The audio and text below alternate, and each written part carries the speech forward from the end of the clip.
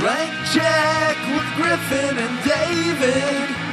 Blank check with Griffin and David. Don't know what to say or to expect. All you need to know is that the name of the show is Blank Check.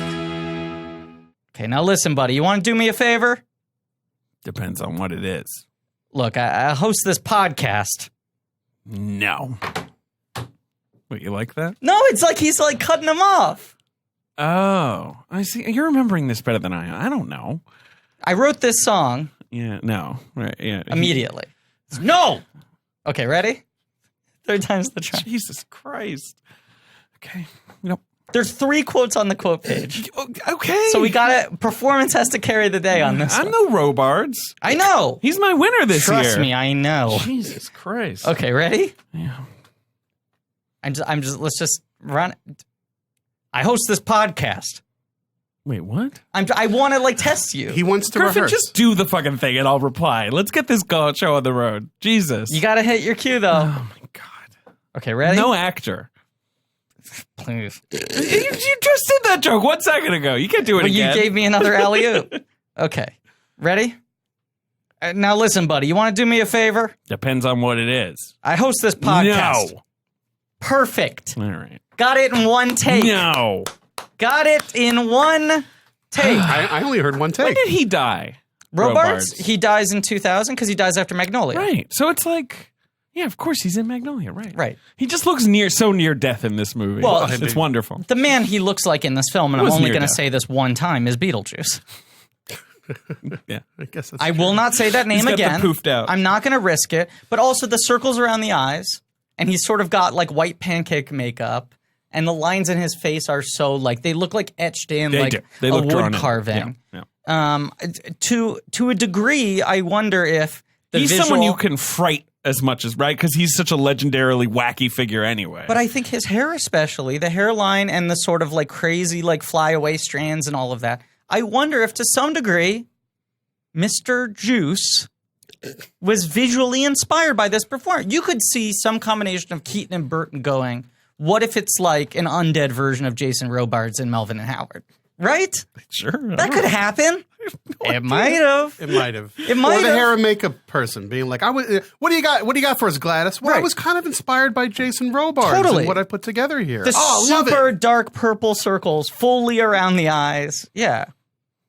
It's you know, Sure. there's something there. Yeah, but it's kind of incredible to watch a performance like this and then be like, and he had 20 more years left in him of Right, playing yeah. old guys near death. What you would imagine is right. It's like, yeah, that was his last performance. Then he died, and it was a great career he had. I suspect that he wasn't actually that old when he made this. I mean, this might be like if you look at Mathau and Sunshine Sure. Boys, he wasn't as old as George Burns. I think he was Yeah. old, but they definitely made him look worse. It does sort of speak to the weird fatalism of being an actor where it's like you have to spend 20 years dying before you die. Right. He was 78 when he died. So he's only like 58, 60, That's 59. crazy. Yeah. He's in his 50s in this movie. Good crag, though. Oh, nice great craggy crag. boy. Great Because in like crag. Once Upon a Time in the West, he looks like this, basically. Yeah. And that's like, what, 20 years before this? No, not I 20 was years. digging Like 10 into years. this. So Robards wins 2 back-to-back supporting actor nominations. Yeah, but it's Really? the classic, he should have won. No, it's not. Take it back. Carry on. Keep talking. Right. You were going to say... The correct win was the first one. Right. The second one's kind of odd. Right. He's good in that movie, but Right. it's not Wait, I don't even remember. He wins what- for All the President's Men. in 77. For which Yeah. is like Yeah. classic Yeah, supporting actor gravitas. Definition of a supporting Bleh. actor role. Yeah. Right. And then he wins for Julia the following year. He was in Julia? Now, I've never seen Julia. Apparently, he has 9 minutes of screen time. I think he has one big scene. He's playing Dashiell Hammett. It's Wait, is a big, electrifying supporting performance. This is the one about it's a Holocaust film, right? It's a World War II movie. Yeah, it's a the Jane Nazi Germany, Fonda- Lillian Hellman. Yeah. Yeah. I saw it when I was a young... Jane Fonda, Vanessa Redgrave. Yeah, it's the one Vanessa Redgrave one, and Right. she was like, "I don't like Israel," and everyone was like, "Ah!" It's bad for the Jews. right. And Robards didn't even show up. He didn't even show up. It's the year he beat Alec Guinness For Star Wars? for Star Wars, Wow, that's which a point. everyone thought Guinness was going to win because Guinness was like such a ledge. But, Yeah. you know. That would have kind of like been cool. to give Alec Guinness one final Oscar. Yeah, give him. It would have been numero dos. So I didn't realize that. So Robards was... He gets enough just for being Star Wars. Give me a break. It ruined his fucking life. did. The last years of his Yeah. life. Yeah, well, he's able to live off the Guinness fortune. Yeah, right. Kept on making that beer in his name. You know, when I'm looking at, so it was Guinness, previous winner. Maximilian Schell for Also and Juliet, previous winner. Right. Peter Firth and Equus, who's like the kid, the kind of classic. We snuck the lead into a supporting category. Right. Okay. Sure. Great performance. Yeah. I guess that could have won. And then Mikhail Baryshnikov in The Turning Point, the famous all interesting. snubs. Right. Big hit, but then like 11 nominations, no wins, something like that. Yeah.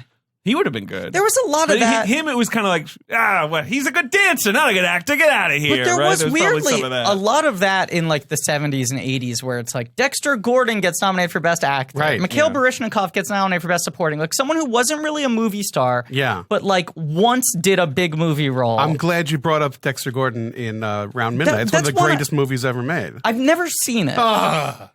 I mean, sorry, it's a good movie. You should see it. But it is a fascinating phenomenon.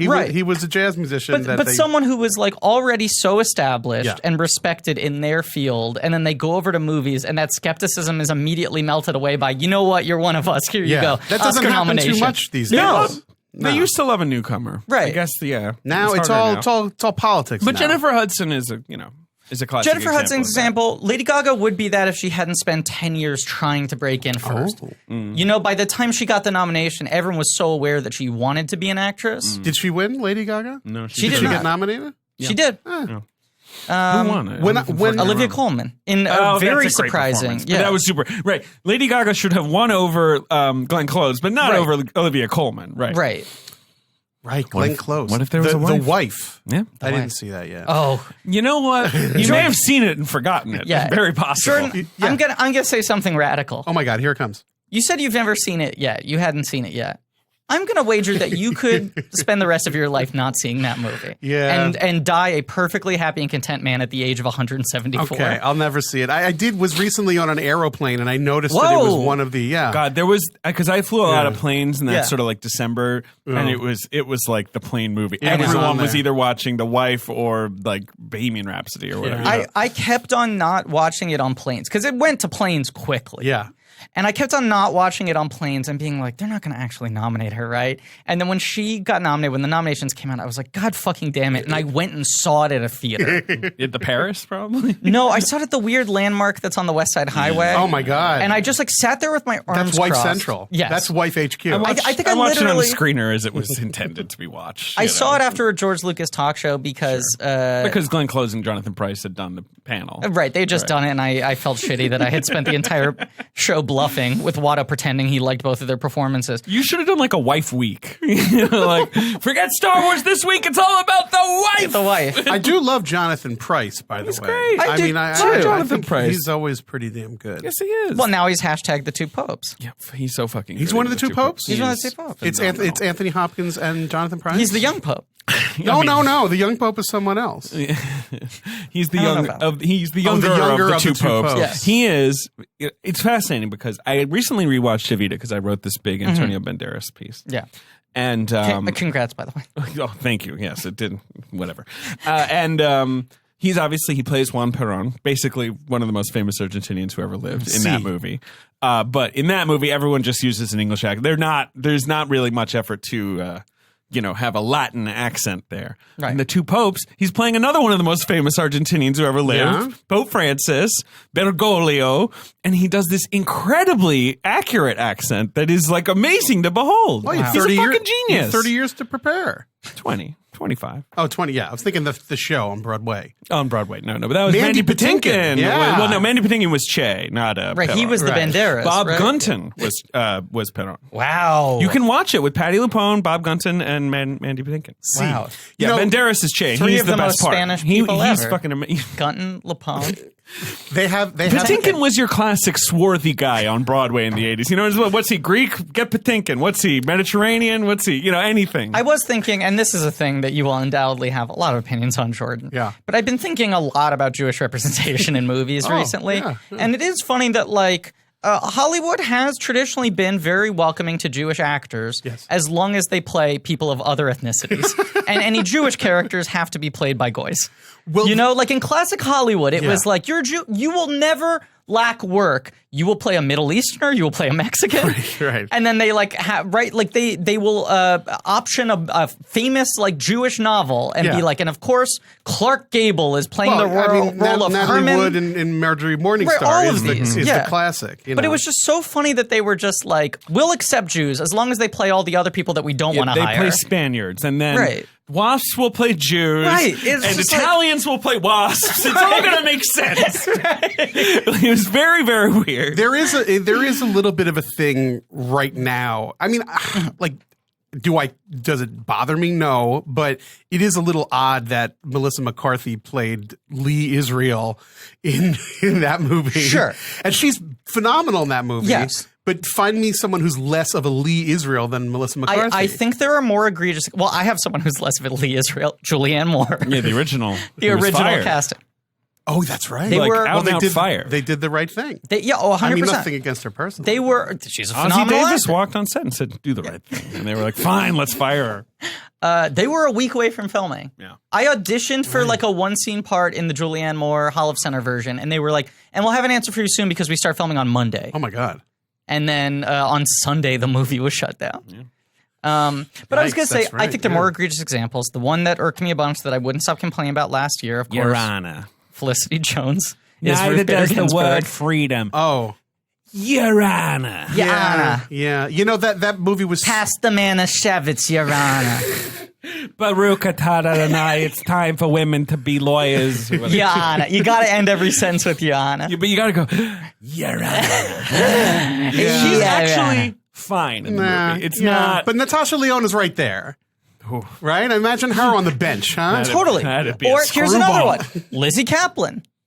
Would have been a phenomenal choice. I mean, they were clearly going for the classic. Classic. Let's See, get that's the Oscar winner, right? I mean, nominee, not winner, right? Right. Yeah. Nominee, Going through the servants entrance. That movie was originally going to be. I mean, this is the weird Natalie Portman and Marielle Heller. Marielle Heller. And then Marielle Heller takes Mimi over. Leder is Jewish.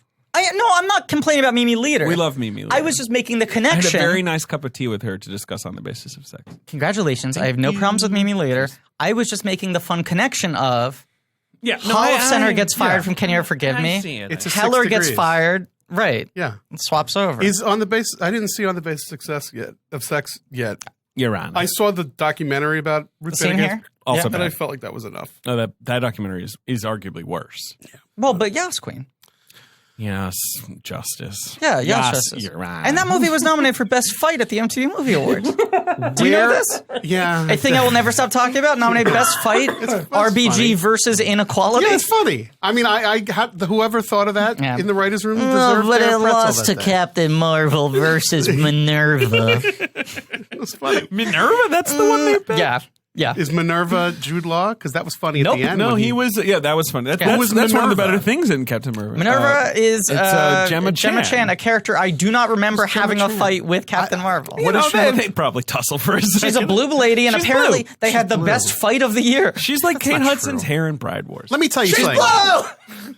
Let me tell you something. This is going to be a good one. We got some heat this I'll episode. tell you something about that Captain Marvel. Huh? Please. There were Your Honor. 23 Marvel movies.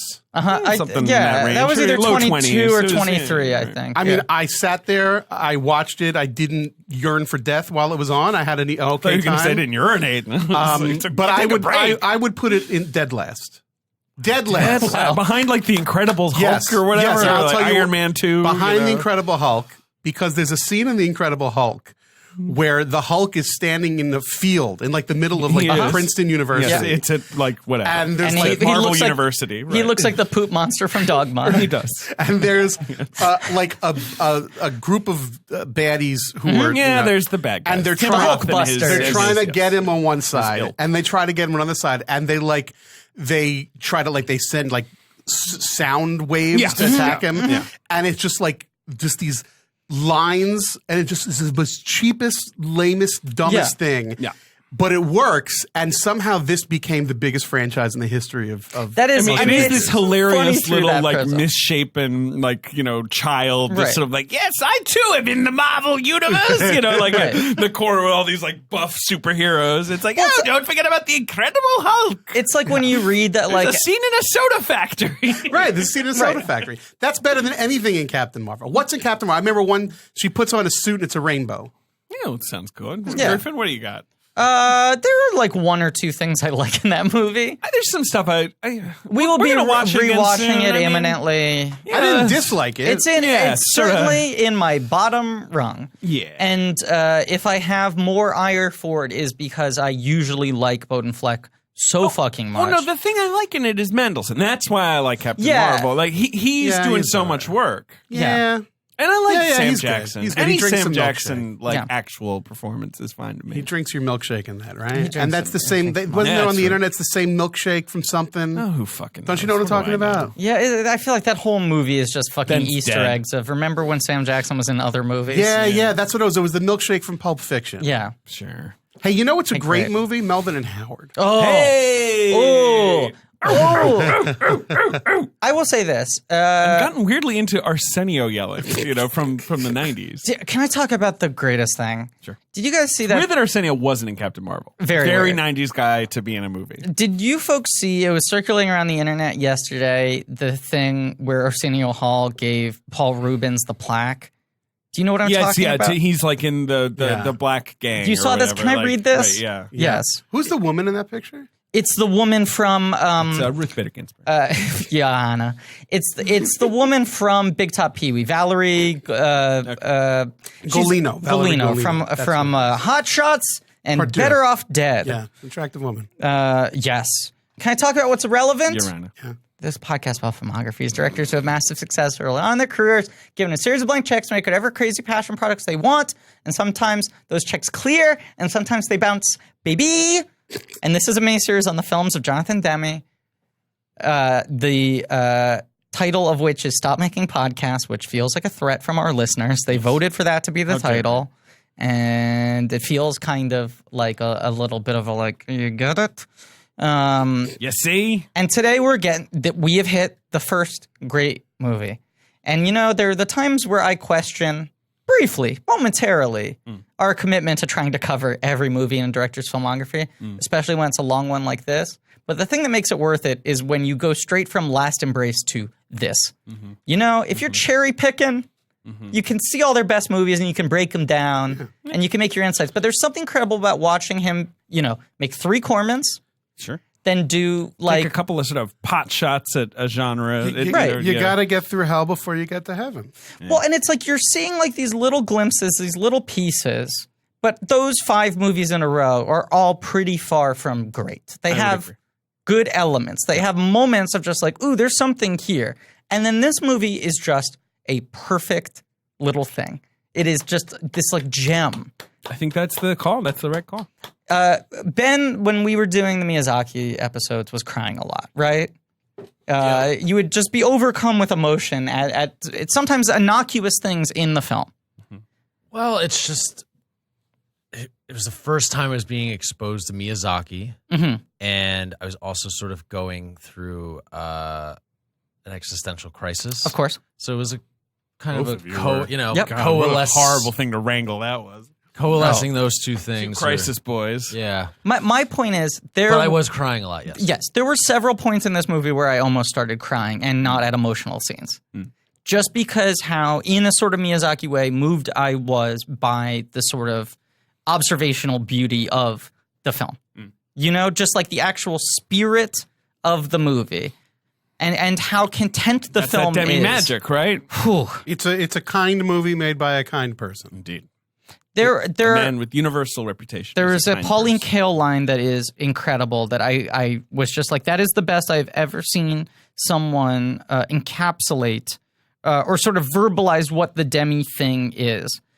But yes, the other movies up until this point have brief glimpses of it. And this is the first time he makes a movie where that is sustained from beginning to end. Yeah. And you cannot sort of believe how thoroughly he has bottled this sort of energy without it feeling manufactured Right. or And manipulative. I often do wonder because the script is it William Goldman or Bo Goldman? I get my Bo Goldman. Bo Goldman.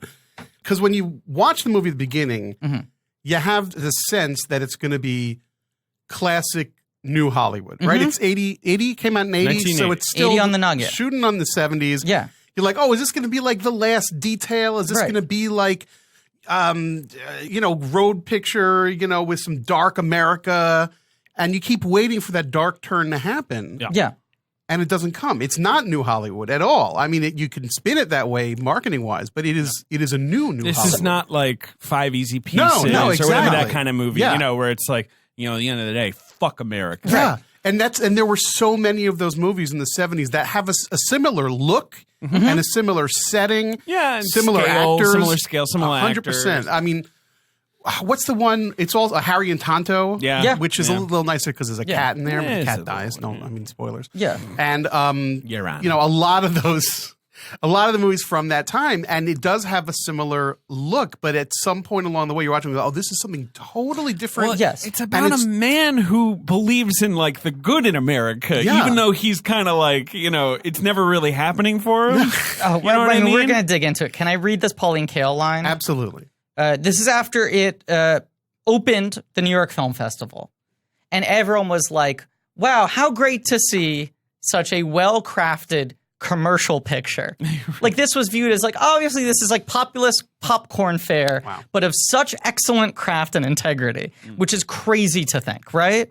Because this would be a fucking Bleecker Street release tomorrow. I know, but yeah, they are like, oh god, this consumer swill, but Right. it's pretty good considering. Well, no, people were rapturous about it, but they were 100%, like, it 100%, is very critically popular. They were like, it is stunning that a studio comedy is this good. I think it's still Because in they were that- used to the new Hollywood. Yeah, They wanted, it's still in that they era wanted where Raging there's Bull, the new Hollywood movies that are very, dark and intense Yeah. and transgressive. And then there's this sort of like stately Oscar film, Right. right? That's like a period epic or a true story or, right, that kind of movie. Sidney Lumet's The Verdict was around the same time Lumet. period. I mean, I love that movie. Sure, but right, right. Pollock, Right. right? dark movies. What's his pants? Jewison, right? Like, those guys. Yes, but we're coming out of, the decade that changes everything, where it goes from being a certain type of stately Oscar picture to now new Hollywood films, these transgressive sort of radical countercultural films being successful with the Academy.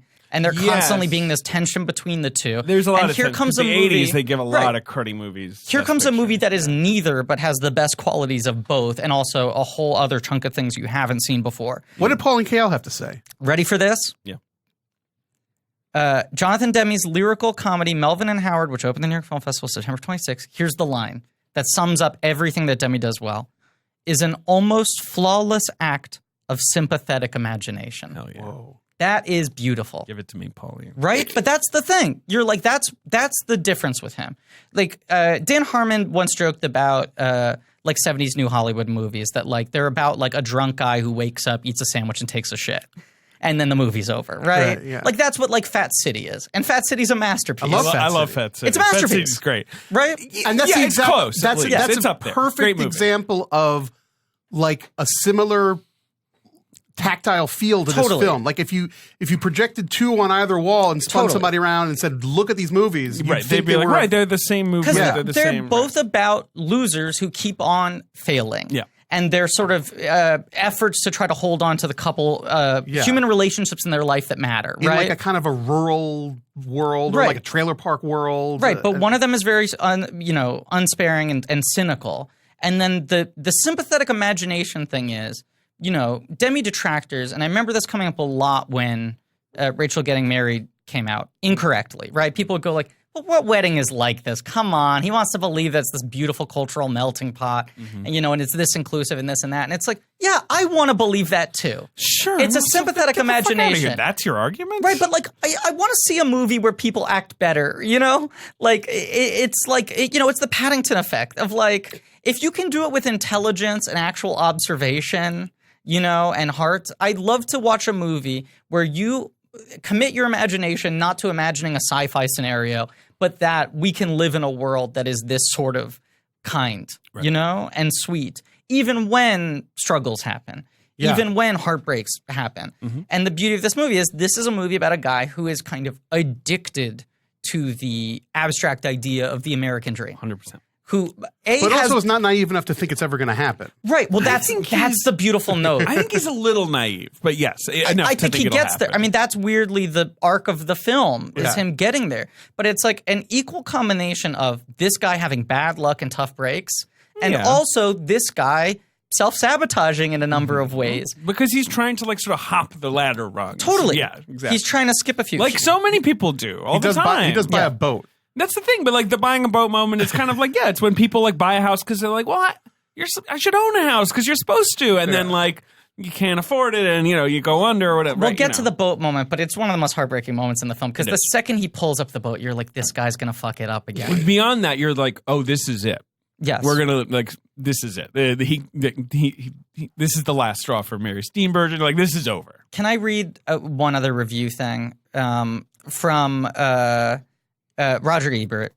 And this is like Ebert at his best. And the last line of this makes me choke up. Okay. I think this is just such beautiful writing. And Ebert, of course, was like the big proponent of like cinema as an empathy machine. Yeah. And Demme is like a great sort of embodiment of that ideal, right? Yeah. He said, Hollywood started with the notion that the story of the mysterious Hughes will might make a good courtroom thriller. Well, maybe it could have. But my hunch is that when they met Dumas, they had the good sense to realize they could get a better and certainly a funnier story out of what happened to him between the day he met Hughes and the day the will was discovered. And then here's the line. Mm-hmm. Dumas is the kind of guy who thinks they ought to make a movie out of his life. This time he was right. Right. Ah, it's a great line. But that's the spirit of the movie. This is the kind of guy who views every moment of his life as the first act in what will be the incredible story of a man overcoming poverty, Sure. Overcoming sort of being born and the business end of capitalism. Or underneath the boot, right. Who found a way to make himself out of clay. Mm. And it's a movie, it's like, I think Karaszewski and Alexander often talk about this film being a huge inspiration for them because it's the idea of like the biopic of sort of an ordinary or unexceptional person. Exactly, yeah. But the thing that they've always done, which this movie I feel like is the first example, the earliest example I've ever seen of a film doing this correctly, is making a movie about a real person who most in history would view as a loser. Right. And making the film with the sort of energy of how the person saw themselves. Not in a delusional way, but that they wanted to believe they were always one step away from greatness. And this becoming an incredible story of triumph. And that also just being the idea is like that must have been what Howard saw in him. Totally. Because this movie is sort of like, is just accepting that Howard wrote the will. Whereas like certainly Howard Hughes probably did not write the will. I mean, who knows? But like this movie is like, no, this is about the guy who Howard wrote the will to. Right. So what would Howard have seen in that guy and they're like one car it's sort of a Chaplin thing. I mean, City Lights also. He's a, there are Chaplin elements to Melvin. I mean, he's not like a small goofy guy, but he's sort of a but he is kind of a little tramp. I mean, he's stuck in the giant gears of like society. Yes. Right. And in City Lights, was it City Lights or Modern Times? Modern Times is the machinery, City Lights. Which is the one where he befriends the rich guy, but the rich guy only remembers him when he's drunk. That is City Lights, because that's what the blind girl where she thinks he's the rich guy. Right.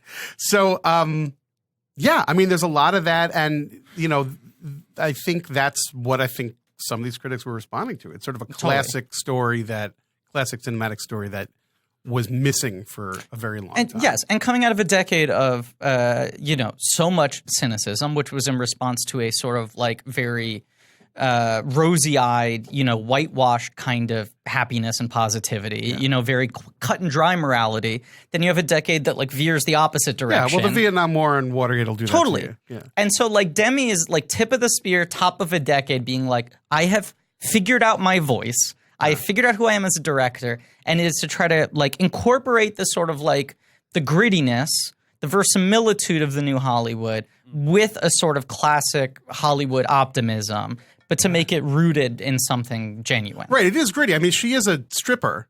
Totally. Right. And like not happy about it. She's not like a sex positive stripper. She's like, I have to work, and this is the only work available to me. But it's still also like, she loves dancing. She loves dancing. Yeah. She's like always got a smile. I mean, she's kind of like goofy about it.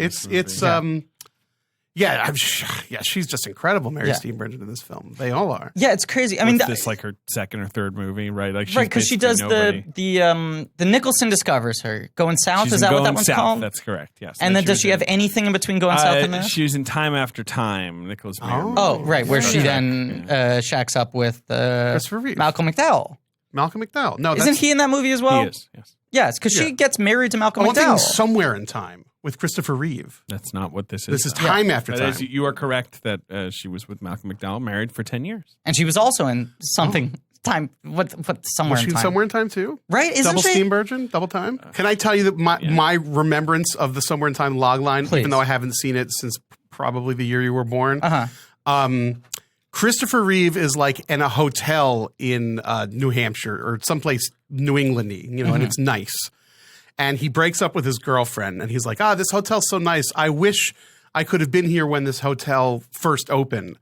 And then, like, he gets a quarter, and the quarter says the year 1912 on it. He's like, wow, 1912. And then suddenly he's in 1912. Wow. Yeah, that sounds right. Okay. I don't know.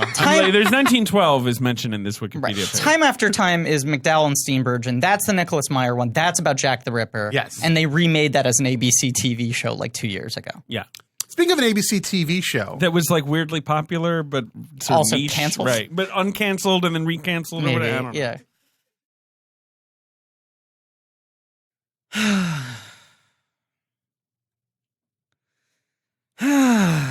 What's the matter, Griffin? Thank you for asking. I'm really struggling over here.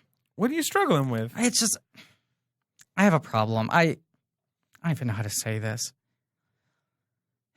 I do want some scrubs. Oh, rather than not wanting no scrubs. Most people don't want no scrubs. Right. And I feel like that's the culturally acceptable position. It's been the zeitgeist for 20 plus years. Everyone agrees. It's what the tolerant left wants you to say. But at the end of the day, I'm sitting here and I'm sighing loudly trying to get my friends' attention because I do want some scrubs and I want to give them some love and I don't know how to get them. Well, I think the reason Gotta for go this, to medical school? Do I have the to go reason through that you years of want medical school just to get some Griffin, scrubs? Relax, Griffin. I'm losing my mind over I think this. the reason you feel this way is like we all love medical, professionals, nurses, doctors, dentists, people who helped us maybe when we were sick My or favorite helped citizens. a family member. My favorite citizens. They dedicate their lives to caring for people and serving people. So shouldn't Selflessly. they wear nice scrubs that make them feel good? Not all heroes wear capes. Some of them wear figs. That's right. Figs is an amazing company making scrubs stylish and functional for the people who deserve it most. And I want them. Because they can be very scratchy and ill-fitting, these scrubs. I can't even imagine. But these scrubs, which I have in my house, Humble and I brag? have put them on and paraded around Double humble brag? wearing them, In front of whom? are comfortable enough that you can just wear them around the house. Who are if you want parading them to. around in front of? My partner? Okay, The triple person humble I live brag.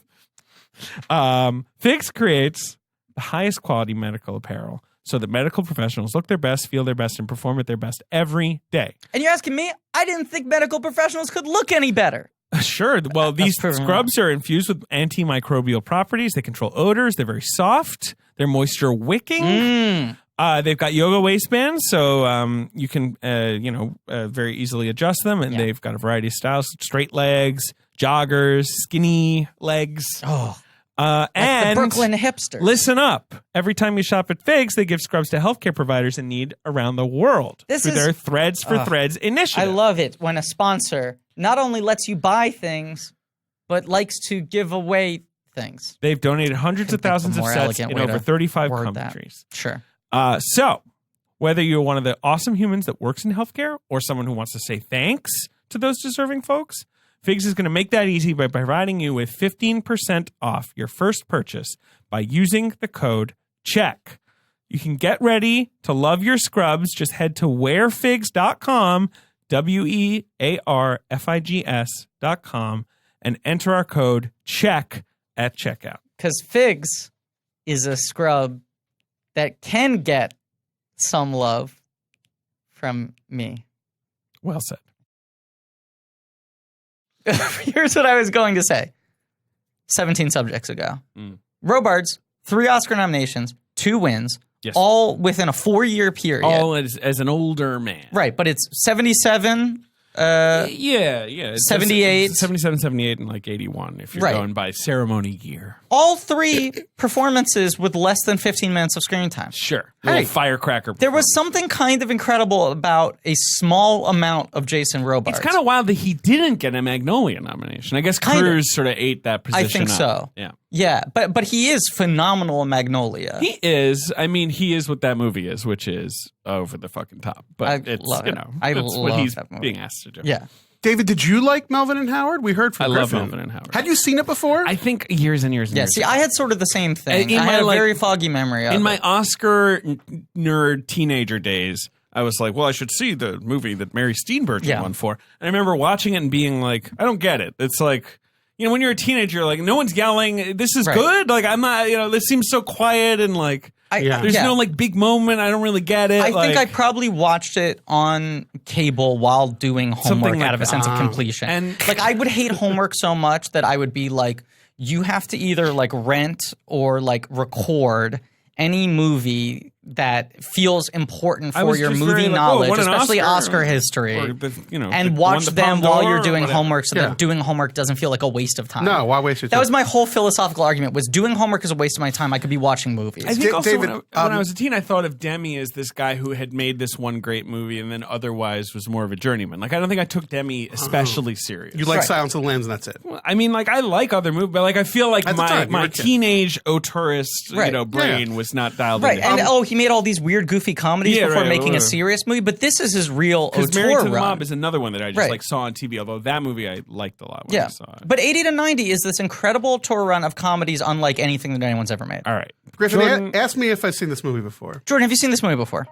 I have a funny story that might be of interest to your listeners. I would love to hear this story. It's not that grand of a story. I just want to, I come into this room. This is a podcast. This Yes. is a new format. You, Griffin, you are a young man. I'm a young see, man. You're sprinkling with energy Virality, and vitality sure. and youth. Yeah. Many of your listeners may not know what it was like to be a film fan back when I was a young lad. Sure. I grew up. I saw Put this. in some like Godfather music. a Yeah. long time ago. The Lower East Side of Monmouth County, New Jersey. Oh boy, I can smell it. I grew up in the 1980s, right? And my family, my father was an early adapter to VCR technology in the early 1980s. Tell me what VCR stands At for. a time, video recording. Video cassette recorder. Yeah, VCR, VHS. Now, we were a VHS family. You were not a Betamax family. At the time, my father was scowled, frowned upon, scorned. They threw rocks at him. I remember the neighbors, the Bernsteins. The Bears? No, No, those are the Berenstain. no, those Bernsteins. Marissa, was it Marissa? I don't know. No, it's Mama and Papa. Yeah, the Bernsteins down Brother the block and sister. came Those to are their look at our VHS player And mock you. and say, "You didn't go beta." How many lines of resolution does this thing even have? And my father said, who had been reading Consumer Reports for weeks at that point, said, "I think VHS is the one." As a result, however, of us being a VCR family, Sure. my father refused to get cable. We have enough. He said. Wow. He was like, this is it? This is the He technology? says, I'm "We going have in." it. You have so much to rent. Yeah. Who needs HBO?" History of cinema at your fingertips, as long as your fingertips are scanning a blockbuster shelf. So, dig.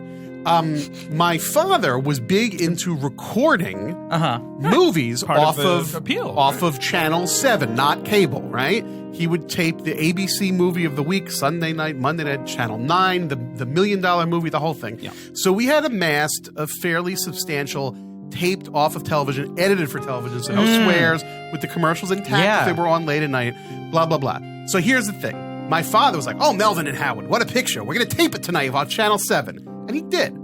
And then, This is like mid or late 80s at this point. It's a couple years after the movie came out. 83, Sure. 84, Okay. It was a okay. recent classic. yeah. Oh, I loved it in the theaters. Yeah. Your mother and I saw it. I'd say it's a scream. Howard Yeah. Hughes. Is it true? Is he lying? Who knows? So we get Melvin and Howard on a brand new TDK VHS tape. Hell yeah. On the slow speed. That little weird triangle Yeah. symbol, like an Illuminati symbol. Whatever the speed was, that you would get more time. Sure. So the shittier quality, but Yes. the more time to maximize the dollars. Right. So here's the point I'm trying to make. we were a taping family, so we were always taping things. And you can get 3 movies on one VHS tape if they were 2 hours each or whatever it was. Yeah. You could get 3 movies on there.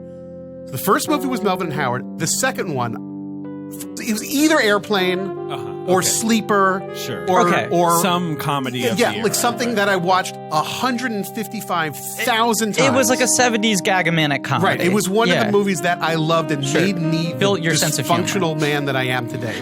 The point I'm making is I watched that movie every day after school. Because you would just put that tape in I would and put hit that play. tape in and watch Bananas, Sleeper, Monty Python, because I had bought those.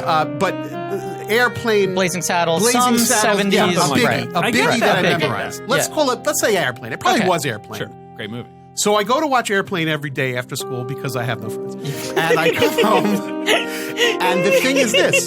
I would have to rewind the tape to the beginning. Sure. Because I'd just watched Airplane. Yeah.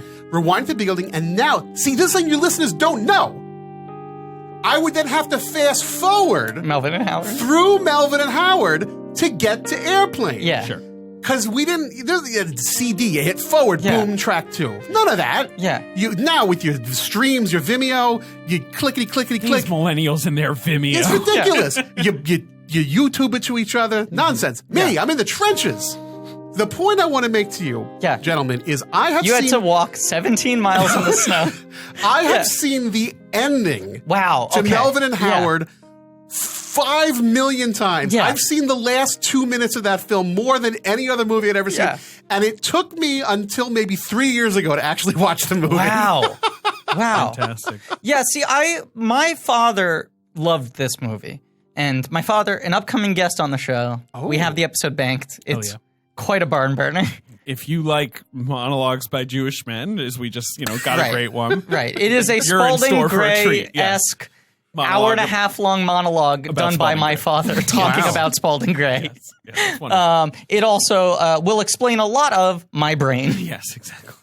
And also why we're friends. Because All I'm just of sort it. of, right, exactly. Yeah, the similarities between you and my father, the There's a similarities moment between where we me and my all father. talk about the evolution of New Line that Ben, I think, wanted to blow his brains Yeah, Ben out. then calls us beta cocks. but my father talks about in the episode that he was not a big movie guy, despite working in the entertainment industry, which was sort of something he fell into and did not want to do after many other careers had failed him at that point. So I would always ask my dad what his favorite movies were because I only cared about movies. They were the only thing I wanted to talk about. I'm like, my dad works in the movie business. He must love them. And he'd be like, not really. But the movies he would tell me he loved were, this is kind of my dad's favorite type of movie, which is this very, very sort of seemingly slight, small, well-observed human story with just a little bit of an odd bent. And he would describe movies to me as a child where I'd go, what's that about? I'd go, I think Melvin and Howard's probably one of my 10 favorite movies. What's that about? And the way he would describe it to me would seem so odd that it would stick in my mind for years and years and years before I ever saw the movie. Brewster McCloud was another one like this where I'd go, what's the movie about? And he would say, it's about this guy who's just kind of a loser and he picks up an old man on the side of the road and it turns out to be Howard Hughes, and he leaves him $160 million. So I go, so the movie is about him getting really rich out of nowhere? And he was like, no, that happens at the very end. The movie is just kind of the guy living his life. And I would think, I don't understand how that's a movie. But so it must be good. That would be my takeaway when I was younger. That's what made it seem magical to me. I was like, whatever happens in the middle stretch of that movie, insane. Right, an incredible setup, an amazing ending. There must be something so well executed because I don't understand how that can sustain 90 minutes, you know? And so it would hold this sort of mythical place in my brain of what is this movie? And it just sort of felt like I have in my head this sort of like the folklore version of it. Right. And it's a laugh a minute, thrills and chills. Then you see it, it's kind of a Shaggy Dog thing. Well, I think I knew it must have been somewhat Shaggy because, the inciting incident then takes an hour and a half to play out where I was like, there aren't hijinks tied to the big hook of the movie. In order for that movie to be that good, something has to be done so well Yeah. in the area that you're not even describing to me. That's what was kind of magical about, I guess, was that he couldn't describe what happened in the whole middle chunk of the movie. It would be hard to describe. I mean, how would you describe it? It's like he just kind of does his Nothing thing. guy particular. lives a He life. lives his life. He's got the one wife and kids. That Right. falls apart. He gets another wife Yeah. eventually. He kind of tries to make it big a couple times. Yeah. He sort of Once- like brushes up against, tiny bits of He's a good success. milkman for a little while. Right, good milkman. But like it's just vignette-y and sort of this and that. The other movie that's sort of like this for me is Terms of Endearment, where I feel like everyone remembers the beginning. Right. The end is humongous. Everyone watches that movie and is like, "Isn't this the movie about someone getting cancer and dying?" And it's like, no, She only right at the end. she gets cancer in the last 10 minutes. Mostly, it's just about her life. Mostly and it's her just mom. about her life, and it's a And bunch the of different astronaut who lives relationships next she door. has, Right. all these different things. Right. And it's like, well, that's the real meat of the thing, but that's the hard thing to explain, so everyone reduces it to what's the setup, overbearing mother? What's the end? Cancer weepy. Yes. What's the setup? This beautiful sort of meeting between a nothing man and a nobody and a billionaire. famous Right. guy, yeah. And what's the end? He gets the will, For like a second. But knowing that it'll never. But it's the same thing, and that's like you talk about what makes a good director, what makes a good screenplay, what makes a good performance. It's that all this stuff in the middle, and the middle is 95% of the movie, is so gripping and so engaging and so emotional, and there's no way to explain why it is because it's all just done well.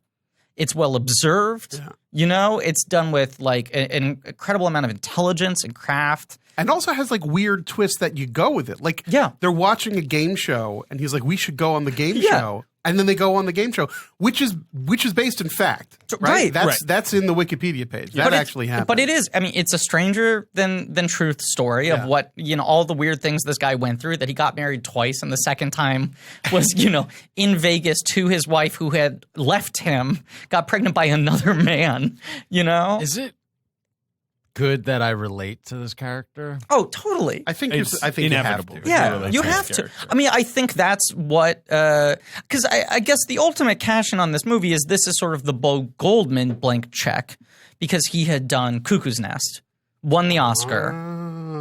Screenwriter, you're saying? Right. Yes. Yeah. And He's an Oscar I winner. think this was his big pet project. He wins another Oscar for this screenplay.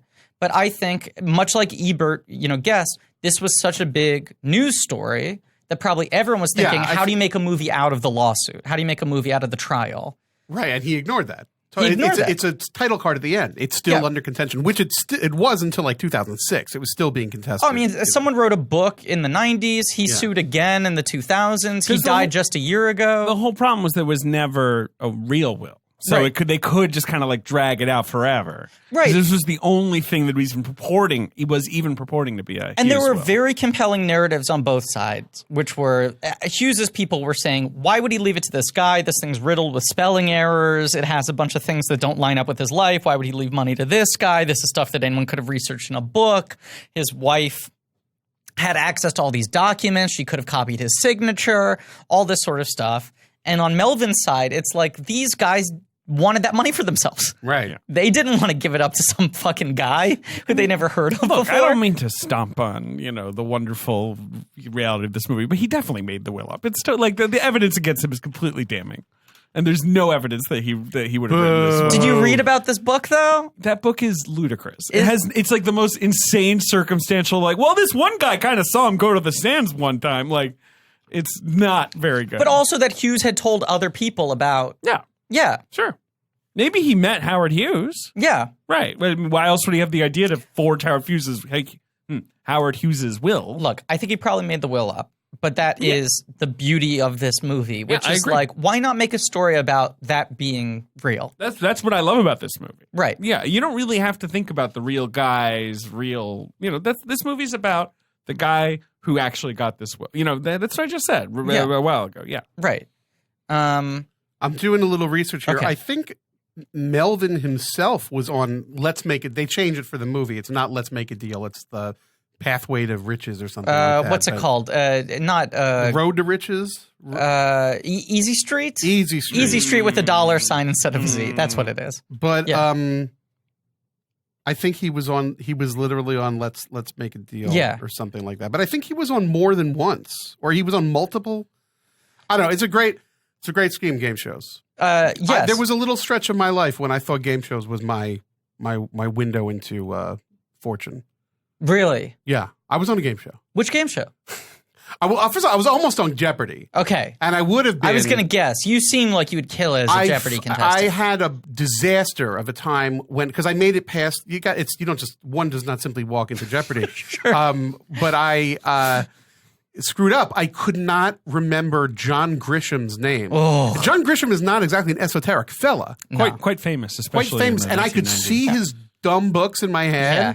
I could see. You could feel It's the like weight. blue marble, and then half the pages John Grisham. I saw what's friggin' Cruise in the Firm, Right. the poster. You mean running. the greatest film of all Yeah. time? It's not that good, The Firm. Oh. Interesting opinion. Get out. Out. I could not remember John Grisham's name, and then I was done, and Wow. it knocked me out because to get past that round, That you was had in sort of the final audition round. you had to bat 1,000. So wait, for that. what game show were you on? I was on a show very relevant to this. I was on a show called what was the exact title? What was it called? The Great American Film Fanatic or something like that. The world's biggest film fanatic, or It wasn't. Was it the IFC? yeah, IFC the Film Chris Fanatic. Gore hosted Yeah, one? yeah. Oh, I watched every episode of that. yeah. Well, then you saw me. I definitely did. Yeah, I was in Yeah. the first season, and I won my semi-final. Uh-huh. I won $5,000, and that's when I decided. It was that night. Yeah. In Los Angeles, and it was funny because I was, I'm from New York, Yeah, oh, yeah. and I'm from the New yeah, York, New you're Jersey a real area. New Yorker. And I they get flew it. me out to Los Angeles Hey. in Hey. February. Ooh. It's cold in New York, and I was in an outdoor swimming pool in February, Wearing a boiler suit. saying to myself, I'm having dreams here. L.A. I'm going to conquer this town. Hollywood. How am I going to do it? Game shows. And so You then, really are a bit of a Melvin Dumas. So then, so I won $5,000 because I did quite well. But then Wow. I lost the final round, and I'll tell you why. It's been, and you know this. I sometimes look askance at animated films, not too into the cartoons. Yeah, you don't like the baby movies. You're a bit of an Eddie Valiant. Yeah. My favorite thing was tune killed last your year, brother.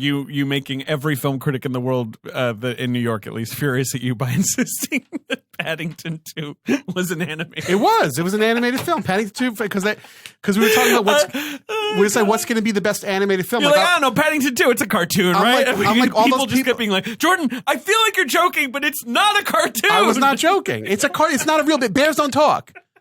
Bears don't friggin' talk. This is you don't understand how many conversations like this I have to I can overhear imagine. last year. Bears don't talk. They don't friggin' live in the train stations. They don't eat jelly sandwiches. It's marmalade. I think a bear would eat a jelly sandwich if you think it gave would. him one. I mean, they'll eat anything. Yeah, Take that's true. enough It's a bear. drugs, a bear will talk to you. That's true. Paddington 2 is an animated film, so it's for children. So it's not really my thing. So similarly, My dad had the same thing when I took him to see the Muppets, and he went, "So is that going to win Best Animated Film?" he's right. It's a cartoon. It's not. It's not a regular movie.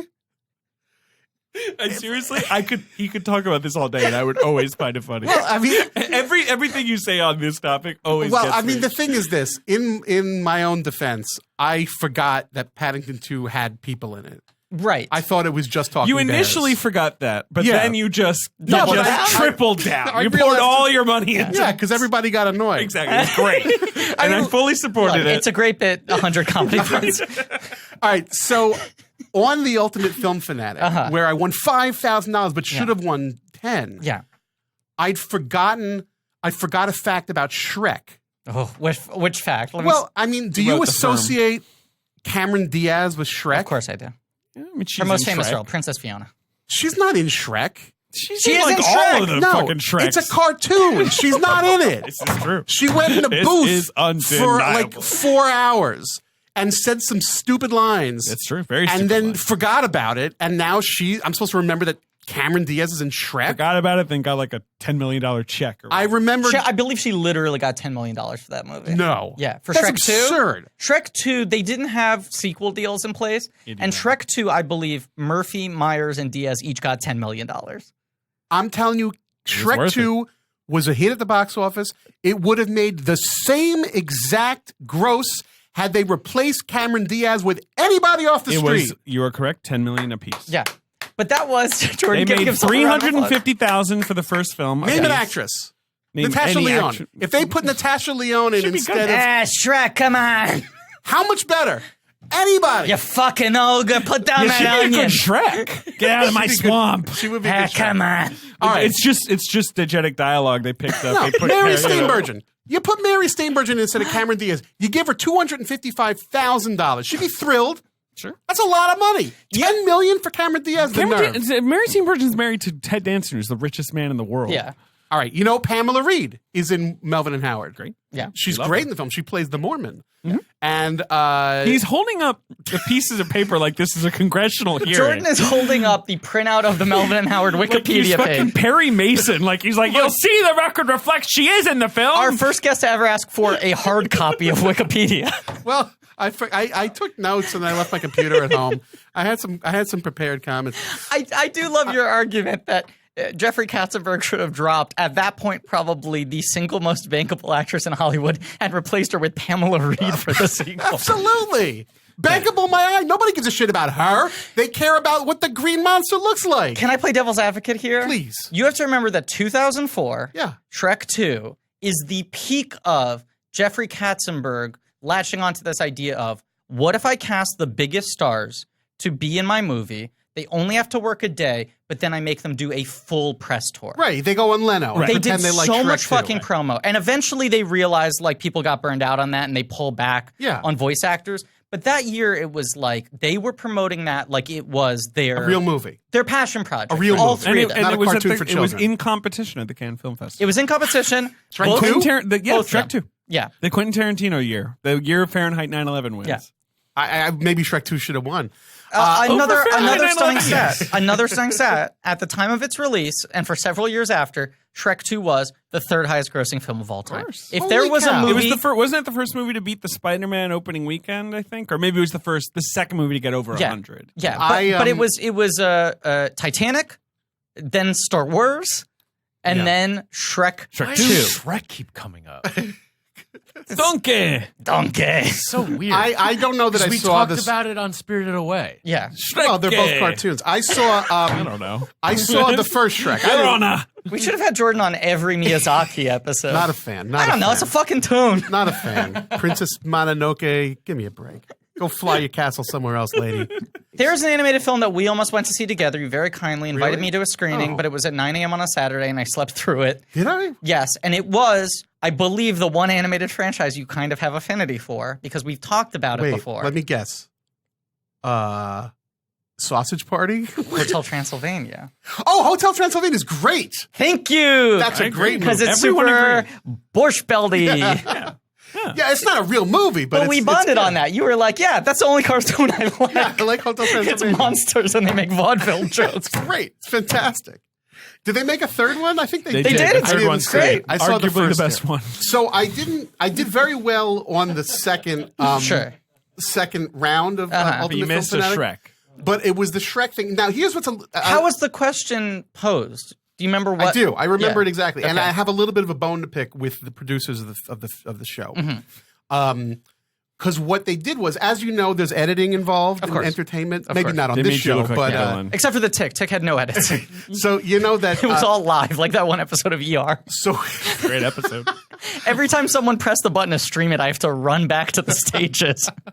on the Ultimate Film Fanatic, when they cut it together, they did make snips. So when there was something for this particular gag, the gag was called Cameron, and they put us all up in a line. Sure. And we had to name a film that was associated either with James Cameron, Cameron Crowe, or Cameron Diaz. Sure. And it would go down the line. So you'd three say Camerons. Titanic, Elizabethtown, something else, and then Gotcha. it came, and I had run out, and we were at the bottom. Yeah. Because we were, and it was time to go to the fake movies, i.e., cartoons, i.e., Right. Shrek. So I had already said Charlie's Angels 2 Full Throttle, Sure. but I'd run out of Cameron Diaz movies. So you weren't feeling I bombed out Minnesota. on Cameron Diaz, and then the person next to me was like Shrek, and like, of course Shrek, Her Like, highest fuck you. grossing film. It's a cartoon. So the point is this, though: they edited to make it watchable. So all the really deep cuts that I pulled out of my rear end. Your Last Suppers. Yeah, no, I pulled out a Yeah. lot of weird things for Yeah. James Cameron. How many weird movies are he involved in? But She's the One. yeah, I pulled Yeah. I pulled in some nice ones. Deep You Diaz. in Minnesota. I think I pulled in whatever. They didn't make the cut, so Yeah. I look like some idiot. You look like a fucking moron. who bombed out on You're Shrek. like, Charlie's Angels? And then Yeah. you're like, Yeah. I don't Right. know. So I had a little bit of a bone, but I did get $5,000, and there were other great. I had to do a debate round where we had to pretend. I had to pretend that I didn't like Kill Bill. Oh, wow. Which is weird. They assigned you. Yeah, maybe it's an NDA. It's also like 10 years ago. Yeah, but that feels like an SAT essay where you're just like pretend you don't like somebody. you didn't have to do the SAT essay, right? That came later.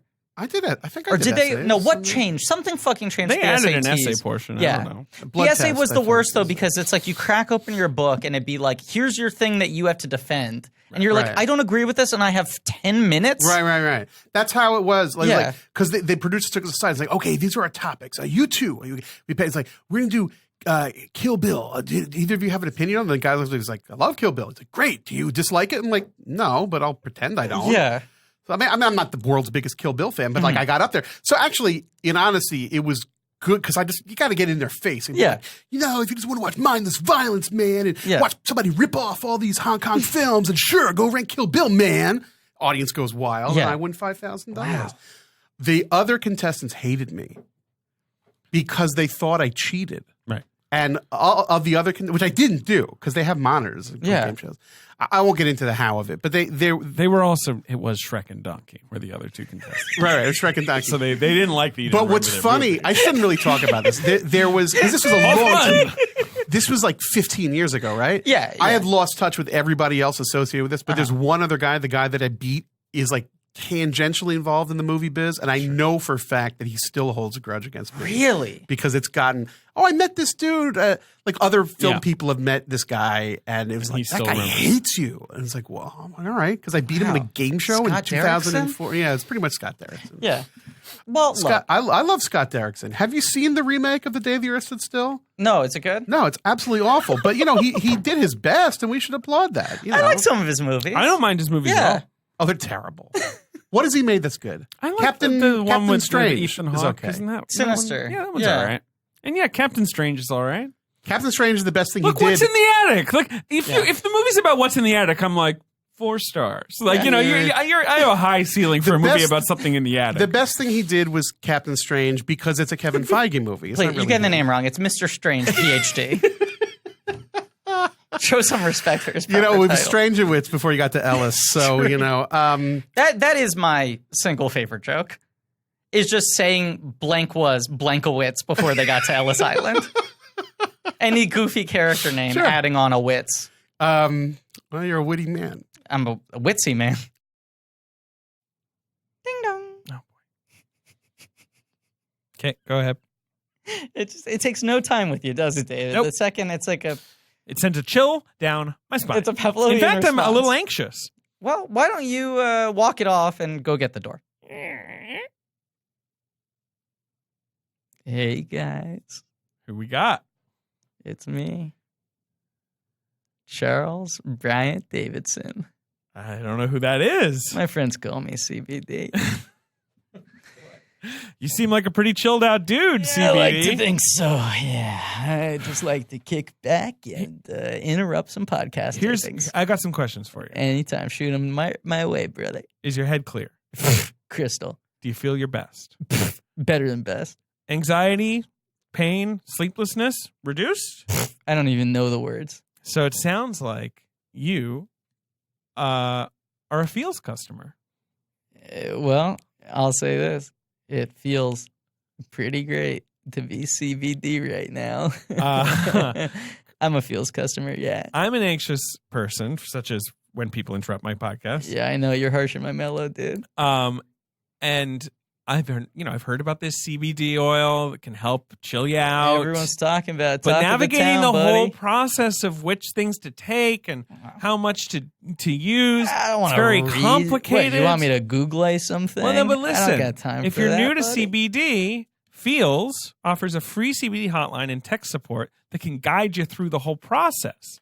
They've got a hassle-free membership program. It's guaranteed to help you feel your best month after month or your money back. It's that simple. Comes right to your doorstep. It's got this nice little sort of like, it's like this little tray. It's like a little flight, like a beer flight, but with little various options for CBD. You don't have to tell me. I'm all about that life. And what you're describing is a win-win deal because either you get some CBD or you get some money. Right. And it's very easy. You just place a few drops under your tongue. Heck yeah. You'll feel it within minutes.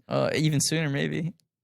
And it works very naturally to help you feel better. There's no high. There's no hangover. There's no addiction. It's a very well-designed, well-laid-out sort of little system to help you figure out when you might want to take it, if it's sort of like a, morning or a nighttime thing Thank for you. Thank you for the compliment, man. Sure. Okay. Right. You were talking about me when you said a very thoughtfully well-designed little system. Well, you can become a Feels member. That's Feels with an A. Hell to be yeah. clear. That's pretty clever. Feals. Pretty clever. And get 50% off your first order. Okay? I'm going to repeat this. You can become a Feels member and get 50% off your first order with our promo code CHECK.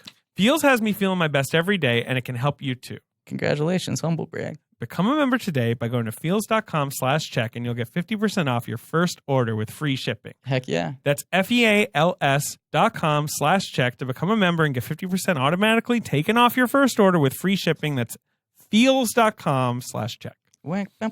You've been a real fun guy to play off a CB. Thank you, man. Game shows. So that's why I really identify with Melvin. Can I tell you the one movie I've always wanted to see get made has been notoriously one of the great unmade scripts. And as I've inched my way into this industry, I'm like, maybe I can somehow get this made someday. That feels sort of Melvin and Howardy to me. What? The Press Your Luck story. Well, have we talked about that on? We have? No Okay. whammies? I'm pretty sure we have. No whammies, yeah. The guy who figured out the combination. Oh, yeah. But he was very much a Melvin Dumas character where he was a loser who worked sporadically as an ice cream truck driver. I'm pretty sure we have talked about this. I'm trying to build a bridge back to Melvin. I would just want to point out Emily Vanderwerf wrote a screenplay about that guy, and it is fantastic. Really? Okay, because there's another screenplay that I've read. I would love to read that screenplay as well. I thought of that story, and seeing this movie for the first time, I was like, oh, this would just been an episode of This American Life or something. Right. This American Life did an episode I'm on recently, but you can watch the full run of his extra long episode. Of Press Your Luck Man. Yes. Okay. But it was a guy who was a loser who could never hold down a job, and he sat at home every day and he figured out the combination of Press Your Luck so that he could never lose. And he was like, I'm going to go on and I'm only going to win by this much. So I keep on getting invited back and I can have the longest Ken Jennings-esque run. Yeah. And when he got there and for the first time he was winning at something and people were cheering him on, he couldn't walk away. Oh. And so he kept on winning and winning and winning and winning. And they weren't cutting the episode. And they were like, fuck, this has been going on for an hour. We'll split it up. Now it's 3 days worth of programming. And he went on for so long that in the control room they were like, he's figured it out. Wow. And so he got a portion of his money back, but then his life is sort of after Press Your Luck is very much like Melvin in the middle of this movie. He pressed his luck. He pressed his luck and he made a bunch of money, but he kind of never figured out what to do with it. And he fell prey to a bunch of scams. And he was just sort of this guy who had his one moment of glory. Yeah. And the rest of his life was just trying to find some way, it's the Easy Street thing. It's beautiful that the fake game show is called Easy Street. Sure, yeah. Because it's Melvin loves this idea of scooting your way in. In America, you could always one door away from just hitting it. Well, you remember King of Kong, right? The documentary about the Donkey Kong guys. Guy. Yeah. That's another one. That movie is so fascinating to me because there's clearly a hero and a villain. Yeah. If the villain wasn't in the movie, you would hate the hero. Totally. Because his baby, his toddler, his 2-year-old kid has soiled himself or herself and is going, Daddy, I need a diaper change. He's there playing fucking Donkey Kong. Yeah. Wait, I got to finish. I got to get a kill screen. Right. It's all right. It's all about the juxtaposition with him against Billy Mitchell, who makes him look good. Right. But that's another here's another thing that's great about Melvin of Howard, and then we'll try to go through the plot as much as there's a plot, because there are individual things I want to talk about. Yeah, right. Yeah. Hey. Scenes. Yes. Moments. But it is so telling that it's like you have Dabney Coleman as like the asshole in the movie, right? He's the judge. He's the splash of cold water where you're just like, fuck you. Let me watch this charming film. Let everyone succeed. And he's got one scene, you know? This movie does not spend too much time with people doubting him. You know, you get the little voices of dissent. Yeah. But that's not the world that he wants to live in. He doesn't want to make a movie about the Billy Mitchells keeping the Steve Weebies down.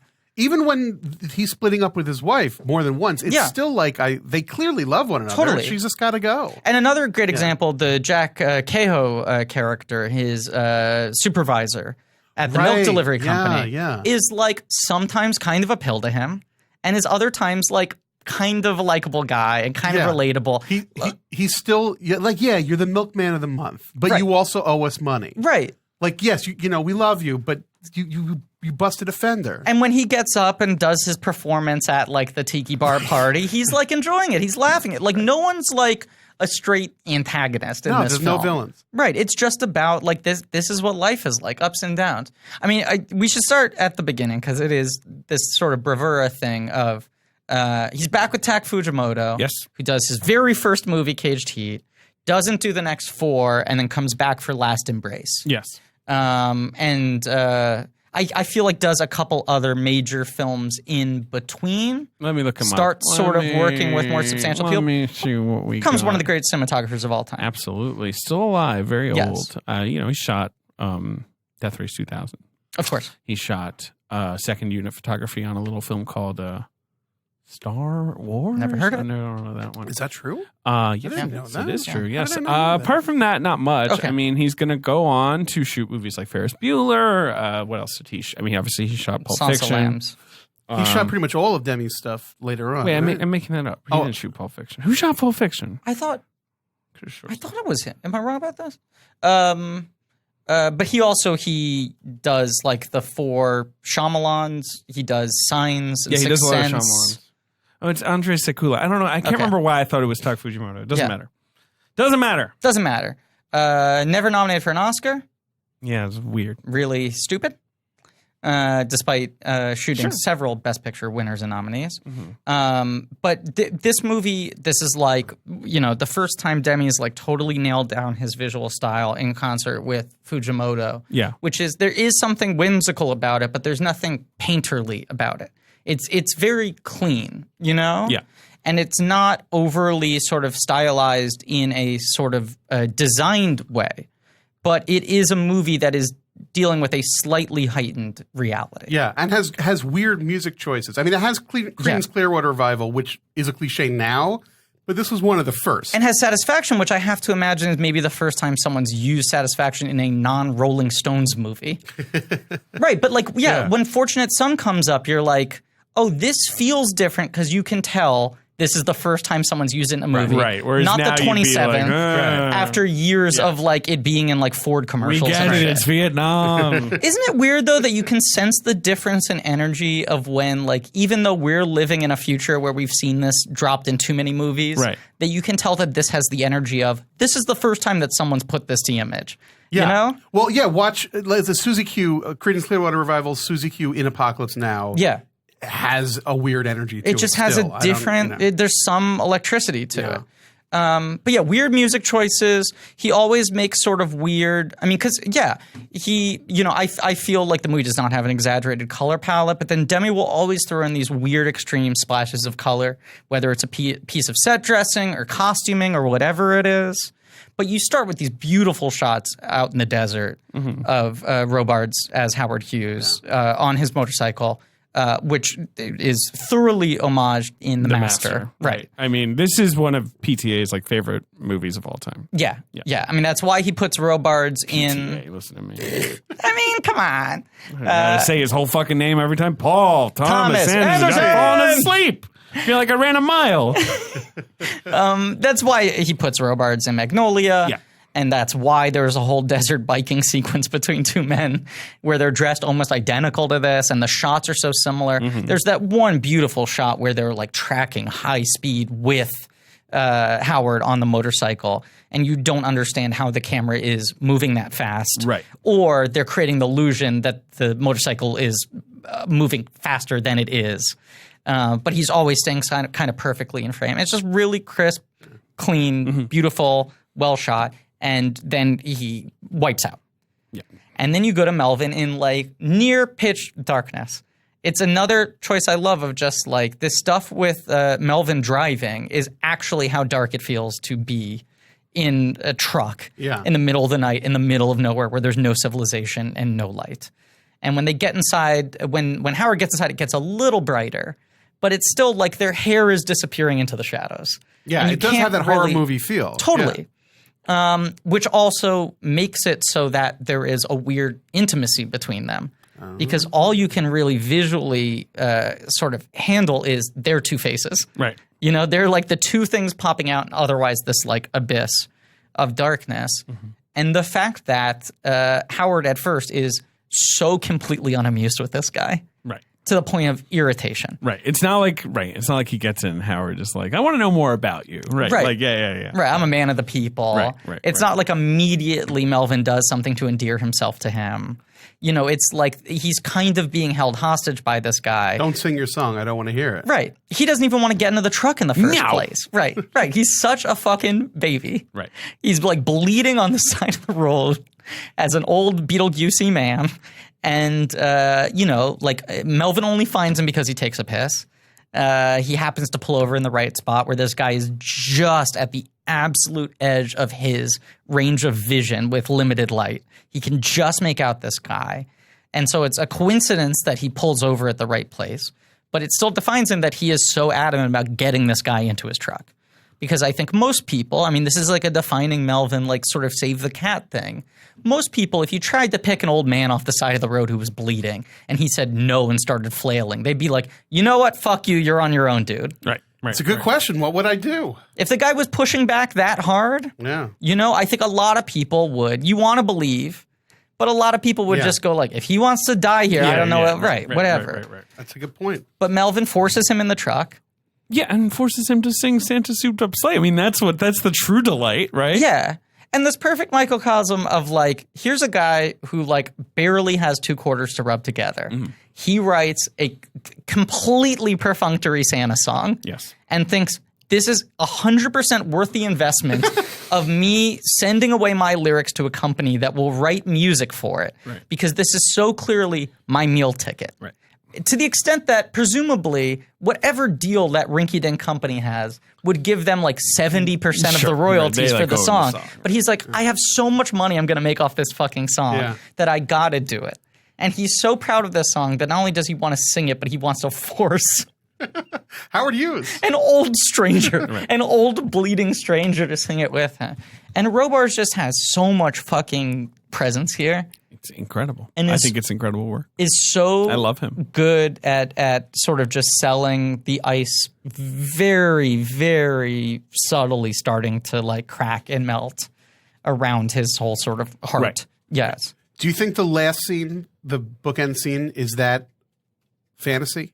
I think that's real. Okay. I think that's real. Yeah, I do. The whole movie's a fantasy. Oh, stop. In a good way. I would not. I mean, I'm curious. I wonder if in the script that was in the opening. Oh, and they And in shot editing, it and then moved it. they were like, we kind of want to end with Howard again. Right. His presence is so over. Because remember, there probably would have been, if Cinema Score was around in 1980, there probably would have been, I thought this movie was going to be about Howard Hughes. He's in it for Totally. 2.5 minutes. Totally. Right. But that poster, Melvin, in brackets, and Howard. Yeah. Right? It's like, Parentheses. yeah. Do you have a favorite scene? My favorite scene is the game show. That's like my favorite. That's like electrifying. Yeah. I love everything about it. Yeah. I love how he makes it not feel patronizing, Yeah. which is sort of the magic of this movie, I would Yeah. say. Right? It never feels like it's looking down on its characters, on Yeah. Mary, whatever her name is. Right, because Linda. she Yeah. actually the shtick is that he's got the magic touch and he always knows what door to pick. Right. And then at the end, she doesn't listen to him and she still wins the money. Yes, she and does. he's not mad at her. Like in another movie, he would have like beat her and taken the money, right? Well, Jesus, I mean, a horrible that was a rough movie. Well, I'm not saying Yeah. this movie. I'm saying No, but you know, she because knows she fucking showed better up the than him. man. He's a dope. He's a dope, but he's a decent man. Sure, you know. yeah. But the movie's But then he also- goes and buys a boat because he's Yeah. an idiot. And a hat Right. too, a little Yeah. boat hat. Yeah. The movie's also about like these seemingly innocuous, meaningless little choices that can actually change the entire direction of your life. And nothing exemplifies that better than just 3 doors on a stage. Yeah. You know? Well, right. That And game show right, and the type like the Let's Make a Deal type game Right. shows, which are so, like there's no skill whatsoever his to them. pride Really, in I always pick the right door. Yeah, right. You know, Jesus it's Christ. total luck. It's At not the press very your best, luck it's memorizing intuition. it, Right, yeah. right. There's no code to break. I also love. I mean, I have to imagine. I can't think of any game show I have ever heard of that is like this game show, which starts out as a talent competition. Well, right. And It's only some if the weird audience. conglomeration of Right, two it's game like shows. a gong yeah. show plus Yes. like Let's Make a Deal. you know Plus essentially like Deal or No Deal. But Right. like at a time, like Let's Make a Deal. Right, Yeah. right. But that sort of beauty of like you need to have enough sort of talent to make it to the point where then it's arbitrary. Right. It would be like if to get to the showcase showdown in The Price is Right, you had to sing a song. Or whatever. Right. And Bob Barker would be, you have the prettiest voice. Come up stage. But it is like the honest truth of show business too, where it's like you need to have a lot of ability and a lot of luck. Yeah. Right. You know, it's like you can be so skilled, but if you're not in the right place at the right time, you're Llewyn Davis. I also- yes, if sure. if you always pick the wrong door, you're Llewyn Davis. Sure. He's always going to pick the wrong door. But Right. I also feel like when she starts tap dancing, there's a lot of movies that would like sort of drag out the humiliating part of it, Totally. like before the turn. Yeah. But instead, it's just kind of like a gradual, like like boos to murmurs to like them being into it. You know what I mean? Yeah. Like, And she liked it. She loves to dance. exactly. She's It happy. never really makes fun of her. Here's another No. thing that most movies would do. She starts performing. People are booing her. You cut into a really, really tight close-up. You see her getting scared. Exactly. Her eyes dart over to Melvin in the audience. Yeah. He like mouths something like "You got this" or gives her a nod. Exactly. And then she has like the Popeye like surge of That's confidence. exactly what I'm talking about, which Right. I would feared. Yeah, right. Right. How that would work. Yeah. But it's like here she is dancing, doing a really dorky but earnest Yes. tap dance number to the song that she was stripping to. Yes.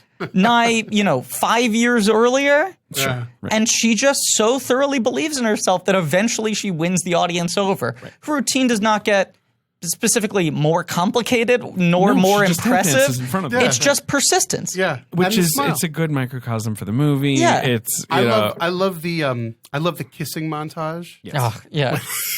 It's very good. They just got married Yes. and they're paying witnesses because it's Vegas, right? They got upsold on a bunch of I details. love it when the lady's like, it's $4 for the ceremony and $5 for the witnesses and Well, there's a beautiful moment, which is they offer the veil. Right. Steenburgen's like, we can't afford the veil. And he whispers in her ear. You don't know what he says, but presumably says something like, come on, baby, please, I'm going to take care of you. Yeah. I'm your man. We can afford the veil.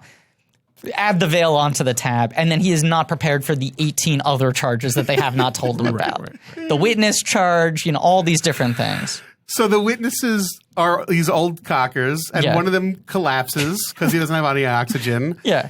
And so they're like, well, we're free for the afternoon, and they just become wedding witnesses. Yeah. They're like, they just got married. They should be off Right. gallivanting. But they immediately have to make back the money they Right. just spent on their second wedding. But the thing is, the characters seem just overjoyed that Yeah. at these other people's weddings. Yes. And when they kiss, they smooch and it gets Is a this little. a thing, like kissing witnesses to this extent? I mean, it gets a little like some of the dudes are like really into Mary Steenburgen, and she at one point she's like, "All right, buddy, take it easy." Her But faces she's- every time she pulls away from a guy in that montage. yeah, she's Her like, face in this whole movie. she's like, It's an incredible it's performance. a It's almost underrated, and she won an Oscar. I know. it's an amazing performance because she's annoyed because clearly some dude is macking on her, to Right. use a term. But she's also kind of like, she gets it. She's like, everybody's happy. This dude's turned on by me. Like, Yeah. It's like I can't even. There's no adjective alive to describe what is going on in this sequence. It's a masterpiece. It's incredible, and a thing this movie does so well, especially with the Steenburgen character, and it's a thing I always love to see when movies have the confidence to go forward and the skill to pull it off, is sort of the use of ellipses in its storytelling, where you will jump ahead and not know how much time has elapsed. And sort of like Mary Steenburgen, because you go from the truck ride and, the defining moment, which is Melvin giving him, the loose change he has in his pocket, which feels to me, especially if you're going to make a movie in which you fully take Melvin at his word and believe that Howard saw something in him that made him want to leave 1/16 of his fortune to him. The answer is Howard was testing him. Right. He was kind of curious. What's the character of this guy? This guy doesn't have two nickels to rub together. Would he give me the one? And you go from that to him sneaking into bed in his trailer, which there's something so evocative of someone getting home at sunrise and getting into bed with someone who has been sleeping for hours and is about to wake up. Yeah. It's such a specific sort of mood. Yeah. And then, 30 minutes later, maybe less, she wakes up, sees the motorcycle being repossessed, and just grabs the daughter, the 4 important stuffed animals, and gets in the car. And it tells you everything, which is just like, this shit keeps happening. Yeah. And she made some sort of promise to herself where she was like, the next time there's a repossession, I'm leaving. There's no thought. It's like automatic. Yeah. I hear the repossession truck backing up, and I'm out of here. And she's gone. You see him freaking out about it. He wakes up. He runs after her. But then you cut to the two of them in a motel room, an asshole running out, and she's sitting there with tears streaming down her face and a black eye. Right, and you don't know what happened in between. There's a lot you can infer. Sure. But you don't know if this is the guy she's been with for 6 months or a year or a week, how long she's been gone, if this is the only relationship she's had. You don't know if this is an isolated incident never or mentioned pattern. him again. Totally. Right. And the daughter just says, I want to be back with daddy. Right. And then later when she's pregnant, it's like 50-50 if he's the father. Totally. It's completely unknown. But the movie doesn't want to answer that question because it's not. He doesn't ask it really. Because Melvin doesn't want the answer to that question. He says it on the phone. He's like, that better be my kid. Sure. But he knows if he actually gets into the nitty gritty of it, he's probably going to get an answer he hates. Exactly. So he doesn't want to take out a calendar, And there's like just a beautiful, beautiful piece of direction, which is, Steenburgen brings her into the bathroom, preps her to see her dad, is trying to assemble the sandwich as quickly as possible before the train takes off, which is like one of these it's a great way to test an actor, but it's also a great way to make any scene more interesting, is give an actor a piece of business that they're putting 90% of their attention to while the dialogue is still important. She's trying to, she's trying to give her daughter actual information on her life. Right, but she's also looking for mustard. 90% of the energy is spent on the mustard, And that's a moment where you're like, this is this person's third movie. This is a movie star. Like, this is an incredible actor. Sure, 100%. I mean, that's, I assume, why she ran away with the Oscar, But then you put the daughter on the train and you hard cut to, and this is like when I almost started crying at this movie. Just a sustained 2-shot of Melvin. Won, every critic's award. Everything. She won everything. I mean, she's just swept. Yes. Sustained 2-shot of Melvin and the daughter in the trailer, both wearing novelty sunglasses. Yes. And he's got a plate of bacon on top of a toaster, and they're watching TV while eating breakfast. Yes. And it tells you everything. It tells you that this guy does not really know how to parent on his own, but what he does know how to do is make her life fun, which she needs right now, because he needs to sell to her that he's worth being with because she's been away for so long. And also, he can probably tell that she's been dealing with some bullshit with her mother. Yeah. So here he is presenting, like, why is the plate on top of the toaster? Are they using that to heat the bacon? Or are they just, like, ignoring safety, But also the idea of, like, hey, it's fun breakfast. We're wearing sunglasses and watching TV. And they're watching I'm fun, Dad. They're watching something weird on TV, too, right? They're watching, like, a musician or something, and they're kind of heckling him a little bit. But it tells you everything about how this guy is trying to reconnect with his daughter and the fact that it's working, but it's probably not sustainable. Another movie that it's like when we were talking earlier, how it has a look and feel of New Hollywood. it's like Alice doesn't live here anymore, but with none of the heartache, really. Right. None of the bad news. That's you a know? good I thought of movie. Strotsick. Strotsick? I mean, I guess because they're out in like in a part of the America you don't see too much in movies, or that part of the Trying world. to get the American dream and it all falling apart. Yeah. Well, that's the other thing is like Chicken. there is. Sure, No, there's a has chicken. the- Yeah, the chicken has is. the chicken. You made it sound like you were calling him a chicken. You chicken. Who did Steenburgen beat in the Oscars? I can give you the list. Yeah, 1980. Here we go. David is stretching out. Kathy Moriarty in Raging Bull. Great performance. Great performance. Oh yeah, she's good in that. Eileen Brennan in Private Benjamin. Great performance. Oh yeah. shit! Wait. She would have been supporting though, right? Supporting. This Yeah, is this is supporting. supporting. Oh, dude. Okay. Yeah, Steenburgen gets supporting. And then yeah. 2 movies I've never seen. Diana Scarvid in Inside Moves. I have seen that. but I don't The remember Richard it. Donner movie with John Savage or whoever. And Yves Le Guyenne in Resurrection, the Ellen Burstyn Wow. movie. What is that? A woman enters the afterlife briefly after Yeah. a car crash that kills her husband, but she survives right. and finds herself possessing strange power. Who made a, that movie? That's a declared Daniel dead, but then Petrie. back. Right. It's sort of like a medium-esque. Daniel Petrie's made some good movies. He made a zillion movies back Yeah. in the day. I mean, he made Cocoon 2. Wow. That Can't is fuck with that. that is a fascinating category though, because Steenburgen and Moriarty are both the like, Young, oh, is this the ingenue. next movie Yes. star? Yeah. There was so much buzz around Moriarty if you read like all the reviews in the press at the time. And then she sort of like makes a couple of bad career choices, has a car accident, and then disappears for like 7 or 8 years. If I'm in the voting booth and it's those 5 and it's Moriarty versus Steenburgen, that's a tough call. It's a tough call. I think Steenburgen's. yeah, I wouldn't, she- 'cause you she know would what? be my winner. Yeah, She'd be my winner because I'm a positive person. And Yeah. Raging Bull's it's downer. I think that's Yeah. part of it. Is that You know what my favorite line from Raging Bull Bull's is? a tough watch. Yeah, Can I say it? You can say Because I anything. just said whatever like the fuck I'm you kind of want. a PG guy. Yeah. You know, I'm like known for being family friendly. Even though you hate cartoons. Right, that's true. You know what's a good line in Raging Bull? A movie that's like beloved by cineasts and everyone around the world Yeah. who win awards. On your mother's cunt! Your mother's cunt! wow. You remember that scene? This is a office and place of business. Just want to remind you that. I have seen Raging Bull like 1 time. It's never not a What? movie. Maybe twice. I like it. There's no beef with it. I think love I've Marty, only seen it once but too. it's such a tough watch Yeah. that I so rarely am Yeah. like, let me throw on the. Raging I've seen Bull. Raging Bull a bunch. That All right, movie it's a good movie. rules. Do you remember when they throw him in the jail cell? Yeah, well, that's the best scene. And you know what he says? Your mother's cunt! On your mother's cunt, then! Jordan, when this episode ends, Ben has to walk out of the studio and sit at a desk with do. people who will have heard It's you a yelling. very interesting Oscar year. Sorry. Yeah. Because I never swear. No, David, you know me for a PJ. long time. Do I PJ swear? Hoffman. No, you really No, don't. I actually. work blue very rarely. It's true. but, you Actually, know. realizing this about you, Yeah. I never really thought about I don't it. work blue. The winner of that year, of course, Raging Bull lost to Ordinary People. Ordinary People. Right, and which- Jason Robards loses to Timothy Hutton. That's right. Classic He already category has 2 fraud. Oscars. I mean, Yeah. I don't Yeah, think no, they were yeah, giving yeah. Robards a 3rd No, Oscar. but a lot of people were like, fuck, is this his best performance yet? You read the reviews and they're like, God damn it, this is the best he's ever been with less than 10 minutes. Sure. Yeah.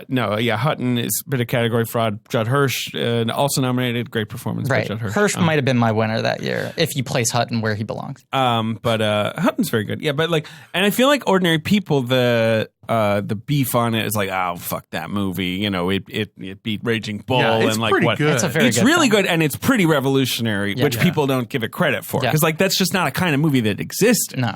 You know, this sort of like repressed therapy drama. Like, Yeah. you know, this is all new territory. Yeah. It's a great movie. Mary Tyler Moore is like Mary not- Tyler Moore is outrageously good. Phenomenal. Yeah. Did I take Trick? It's her best scene. But yeah, I mean Cole- Raging Bull. But you know what? Well, here are the other nominees. Okay. Elephant Man, Ooh. which is one of those movies where you watch it and you're like, oh, this is his normal one, right? This is like his biopic. And you're like, oh no, there's like ants crawling. This isn't that normal. You know, it's a Lynch movie. Yeah. Great movie.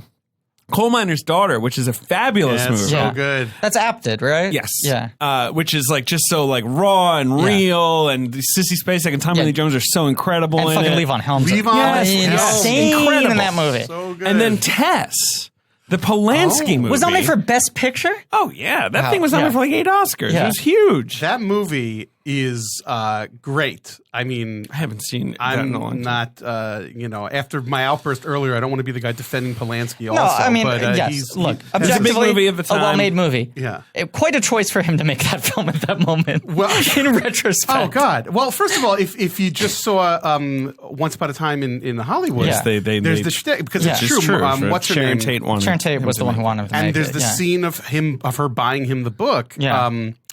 And it's gorgeous. Now, David, was just recently in the United Kingdom, which is an area I think you've been to once or twice. And I'm sorry. What? What? Go on, Jordan. I'm I sorry. was in Cornwall, Lovely place. We and were that's talking where a about lot of Tess is shot Yes, and set. yes. And Rugged hills. Yeah, and I was rugged thinking, cliffs. It wasn't shot in the United States.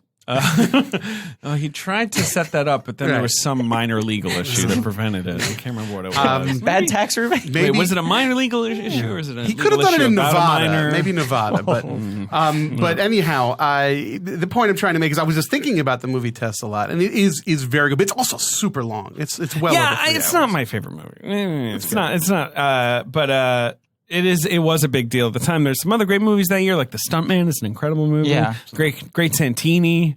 Another, feelings movie. So wait, then can I guess best and supporting then, of course, actor? the fucking Empire Strikes Back is that year, which fucking is great. It's got Darth Vader Yeah. in it. Oh, Very God, Yoda. He's such a good actor, Darth Vader. Yeah. And he enjoys his social life.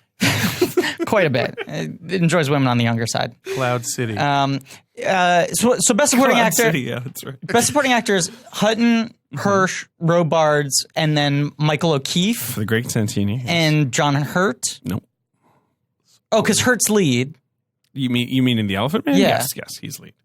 Who's They the didn't nominate either of the great Elephant Man supporting I was gonna say, performances. that's what I was getting Anthony confused Hopkins, about. Feel Yeah. good. Right. No, they nominated Mr. Joe Pesci for Raging Raging Bull. Bull. A fabulous performance. You know A what's fabulous great about performance. that? About his performance in that? There's if you grew up around these parts, you know a lot of Italians, Yeah. Italian Americans. That's true. And they say These mean streets. If you grew up on the mean streets, as I did, the mean streets of Greenwich If you Village. grew up in these Raging Bulls. Yes.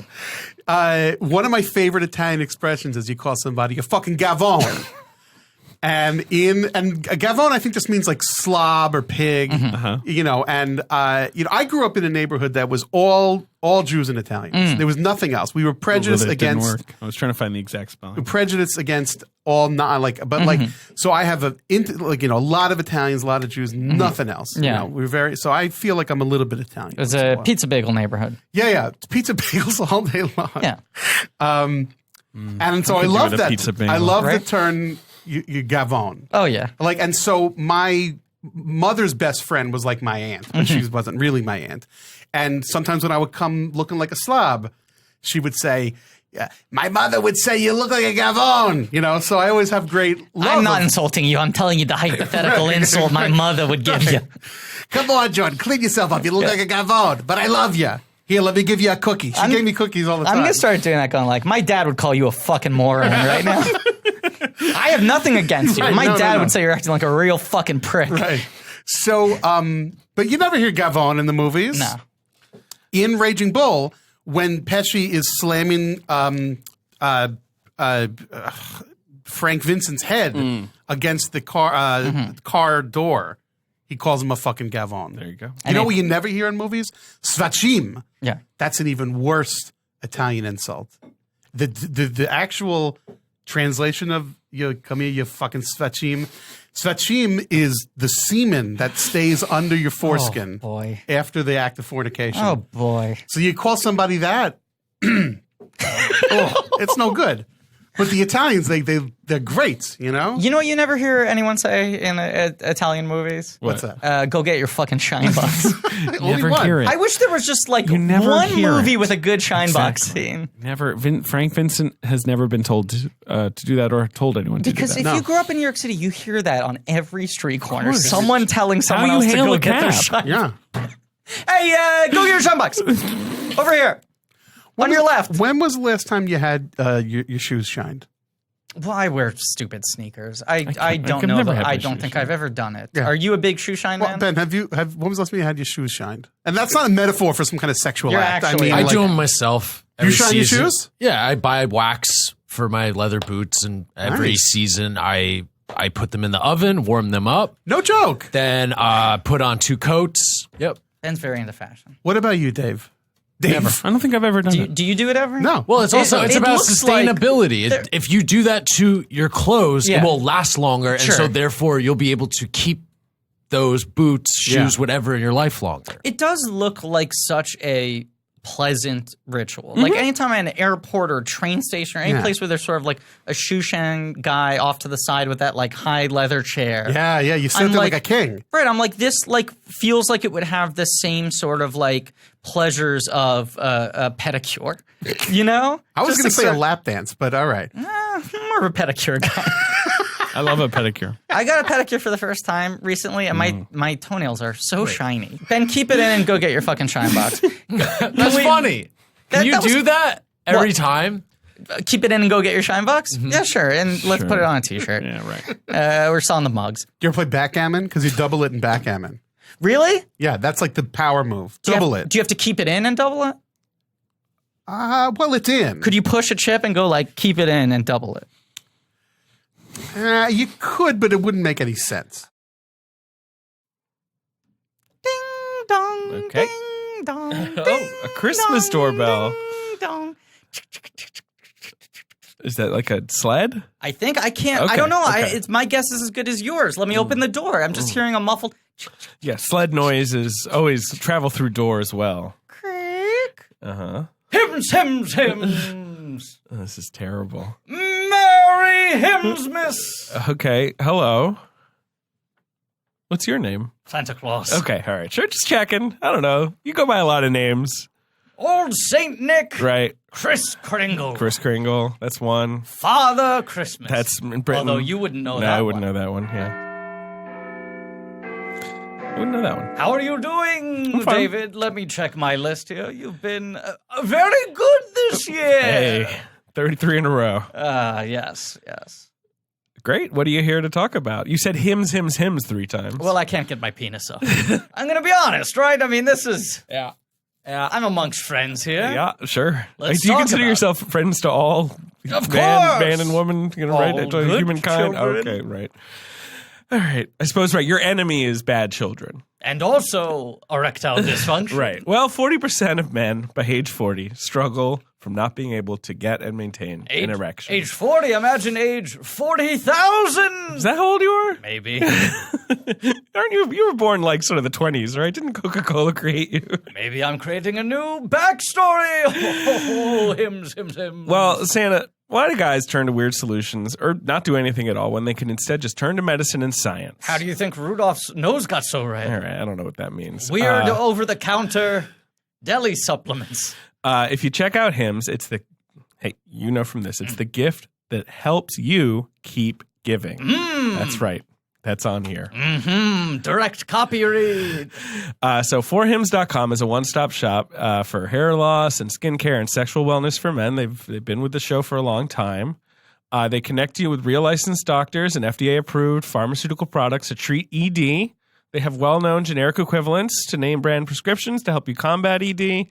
It's backed by science. It's more affordable. And you don't have to go make multiple in-doctor visits, you know? You don't have to have painful injections, anything like that.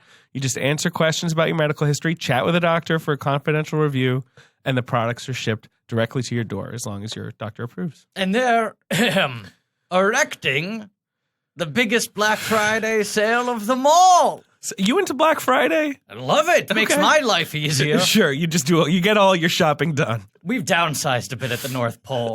So we only have about 10 elves in-house. And I mostly I hit Black Friday hard. Right. And I just buy in bulk. And Cyber Monday too, probably. Well, you gotta. You gotta.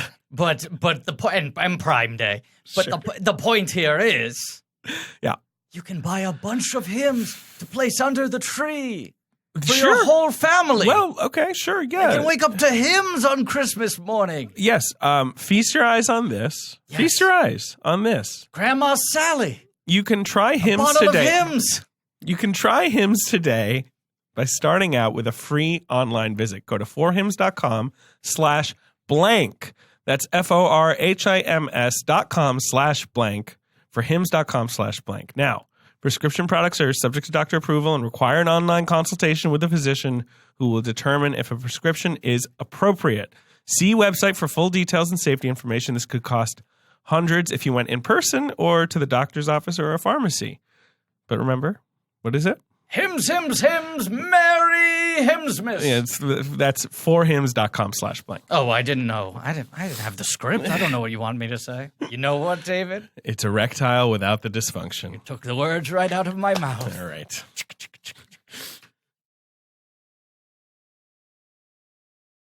I want to talk about Melvin and Howard, which is an American masterpiece. Yeah. It's also nice, and I know this is just reality, but that they are constantly hovering around the outskirts of Vegas. Yes. Because it is this city that represents this, like, one good hand changes your life. Sure. You know, someone can go there and remake themselves in an afternoon. But, Melvin has a work ethic, but he also has a sort of, it's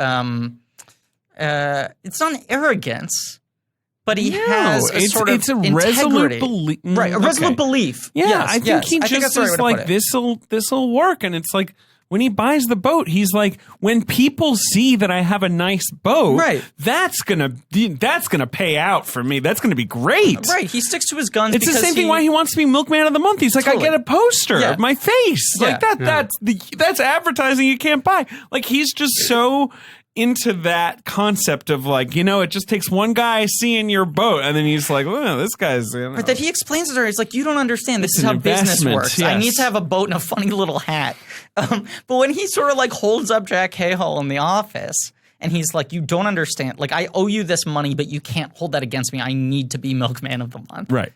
I'll owe you more, Right. need be. Right. But don't fucking take me off that poster. That's why I love this movie is that it should be a story where it's like the guy keeps fucking, getting in his own way, right? And Yeah. he keeps fixating on these things that make no sense. Yeah. And his wife eventually is like, I can't with you anymore. And she leaves him, takes the kids, right? And Yeah. it should be like rock bottom.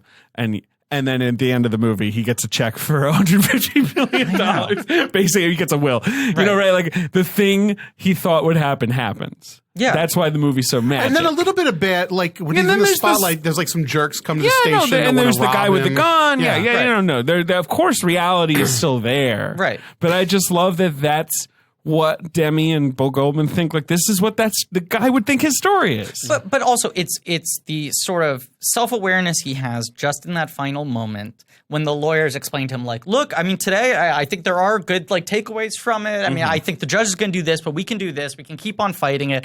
I'm ready to do it. That's sort of like maddening, like a lawyer outlining what the next 6 years of your life are going to look like. Sure. But he's like, ultimately, I think we have a pathway.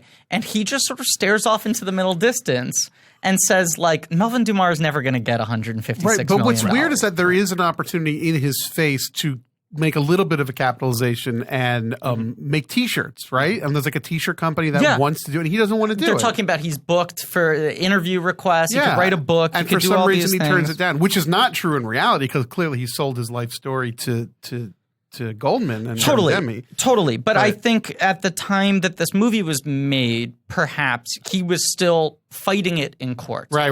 They don't fully rule against him until a couple years later. Is that right? I think that's 84? right. I mean, it was he protracted. appeals it up, Right. and then he writes a book. He sells, the life rights. At this point, he had sold it, but I think he probably sold it based on the way they were going to frame the story. news, yeah. Who knows if he had sold it if it was the courtroom drama that anyone else would have made. Right. But that, of course, would be one way to do it, where you have a courtroom and you unfold every sort of piece of it, like a classic Imagine if true story drama. Yes. if there were still milkmen. Oh, Well, Because I grew up. She gets cheese. I grew up It's the cheese man. in the United Kingdom. what? I already talked about this. Wait. Great Britain? Great Britain. The greatest of all Britons? I guess so. I guess that was the idea. Yeah. They united the kingdom? They did unite the kingdom in 1707 and Wow. then further united it in the 1800s. Didn't unite the seven last time I checked. No, it's 4. Call me when you unite the seven, okay? It's more of a 4. I mean, I guess if you like rope in like the Channel Islands or you could probably get it up to 7. Okay, You get look. Bermuda in there, the Falkland Islands. I don't think he got the joke. Look, you got Great Britain, okay? You got Wales. Scotland, you got Wales, you got Ireland. Not the but 7. Call me when you got Green Lantern. Greenland or Green Lantern? Green Lantern. okay. You need him to unite the seven. Otherwise, you just got six. To complete my point, we had a milkman. From There was- Shepherdshire. No, that's not a place. Shropshire. Shropshire is a place. No, there was a milkman. He had a weird little electric van. It was filled with bottles of milk. You could also get orange juice. He had various other options. From what kind of cow do you get orange juice? Well, I don't. It's not like his job was like I only sell a thing that comes from a cow. Oh, he okay. sold bottled drinks Oh, at the okay, end all of the right. day. All right. But no, it was farm milk, and he would leave it at your doorstep. He wouldn't even knock, and you would open your door, and there would be the milk, and then you would put the empties out, and like in the empties, you would put your order for your next order. Wow. You'd in a piece of paper. It's coming back though. Well, it's The service is coming back. It's Is it? small. How? In Artisanal. Trenton, New there's Jersey. a company that's piloting basically glass containers that are refillable that you can buy different products in, and then they come and they'll refill. And they come or take you 'em. could- They come take them. Oh, It's like just like how that. when I was a kid, we It's had the Uber seltzer milk. guy. Uber and- milk. It's Uber it's milk. But didn't you have a seltzer guy? Like we had a seltzer guy. To my great, did not. My father had a seltzer. I was guy. jealous of the households that had the You know, seltzer there was guy. We never had. the big box. I know it. I with the coveted 12 it. bottles. It was fantastic. Why do you think I went over to Eddie Bleck's house every day after school? Because he had the seltzer. Eddie. Can I read this final line because I found it? Which final line? The final line, not the final line, but the final line of the scene with Melvin and the lawyer. Sure, of course. So the lawyers explain to him, like, look, we're winning, but this and this and that and that. And I want you to just be aware the family is going to fight this for years. They're going to siphon off money through the lawyers so they don't have anything to give you, all this sort of stuff. And Melvin just cuts him off and says, I knew all that the day I found the will. And Roger says, you're kidding. And Melvin says, Melvin Dumas is never going to see $156 million. In fact, he's never going to see a dime. But Howard Hughes sang Melvin Dumas' song. Howard Hughes sang Santa's souped up sleigh. And the poeticism of that for me is he shifts into third person because he is saying, I understand what this story was. I now understand what movie I've been in. Oh. It's about the vision of Melvin Dumas could make $156 million at any moment, that's the promise of the American dream. But I understand now in reality that never happens. There will always be some bottleneck. Even if you open the right door, something's going to fuck you over because the powers that be are going to try to hold on to the wealth they have, right? They won't let you just get a winning ticket like that.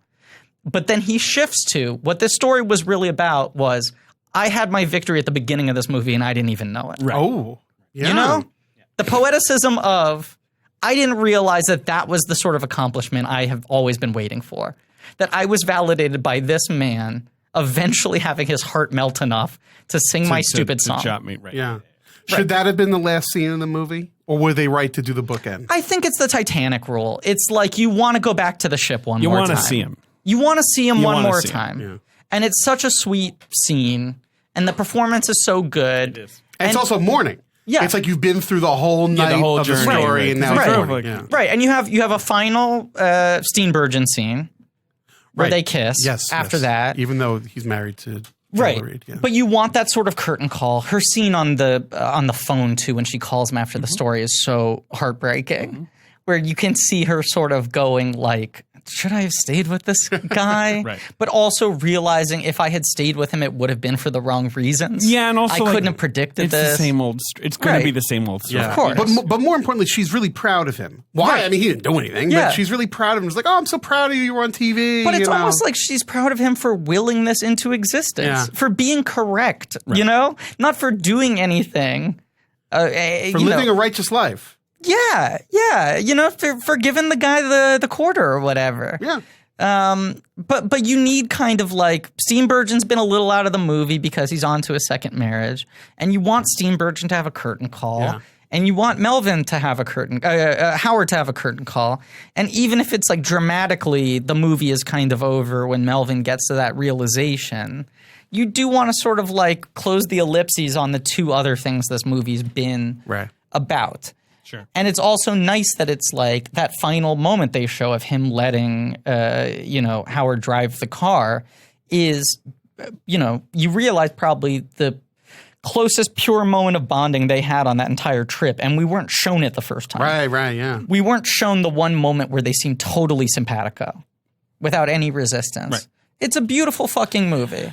It's a great movie. Was it a box office hit? I know it was a critical hit, and it was not really. a box office. Yeah. It made $4 million at the box office. If I adjust that up, it's let's find out.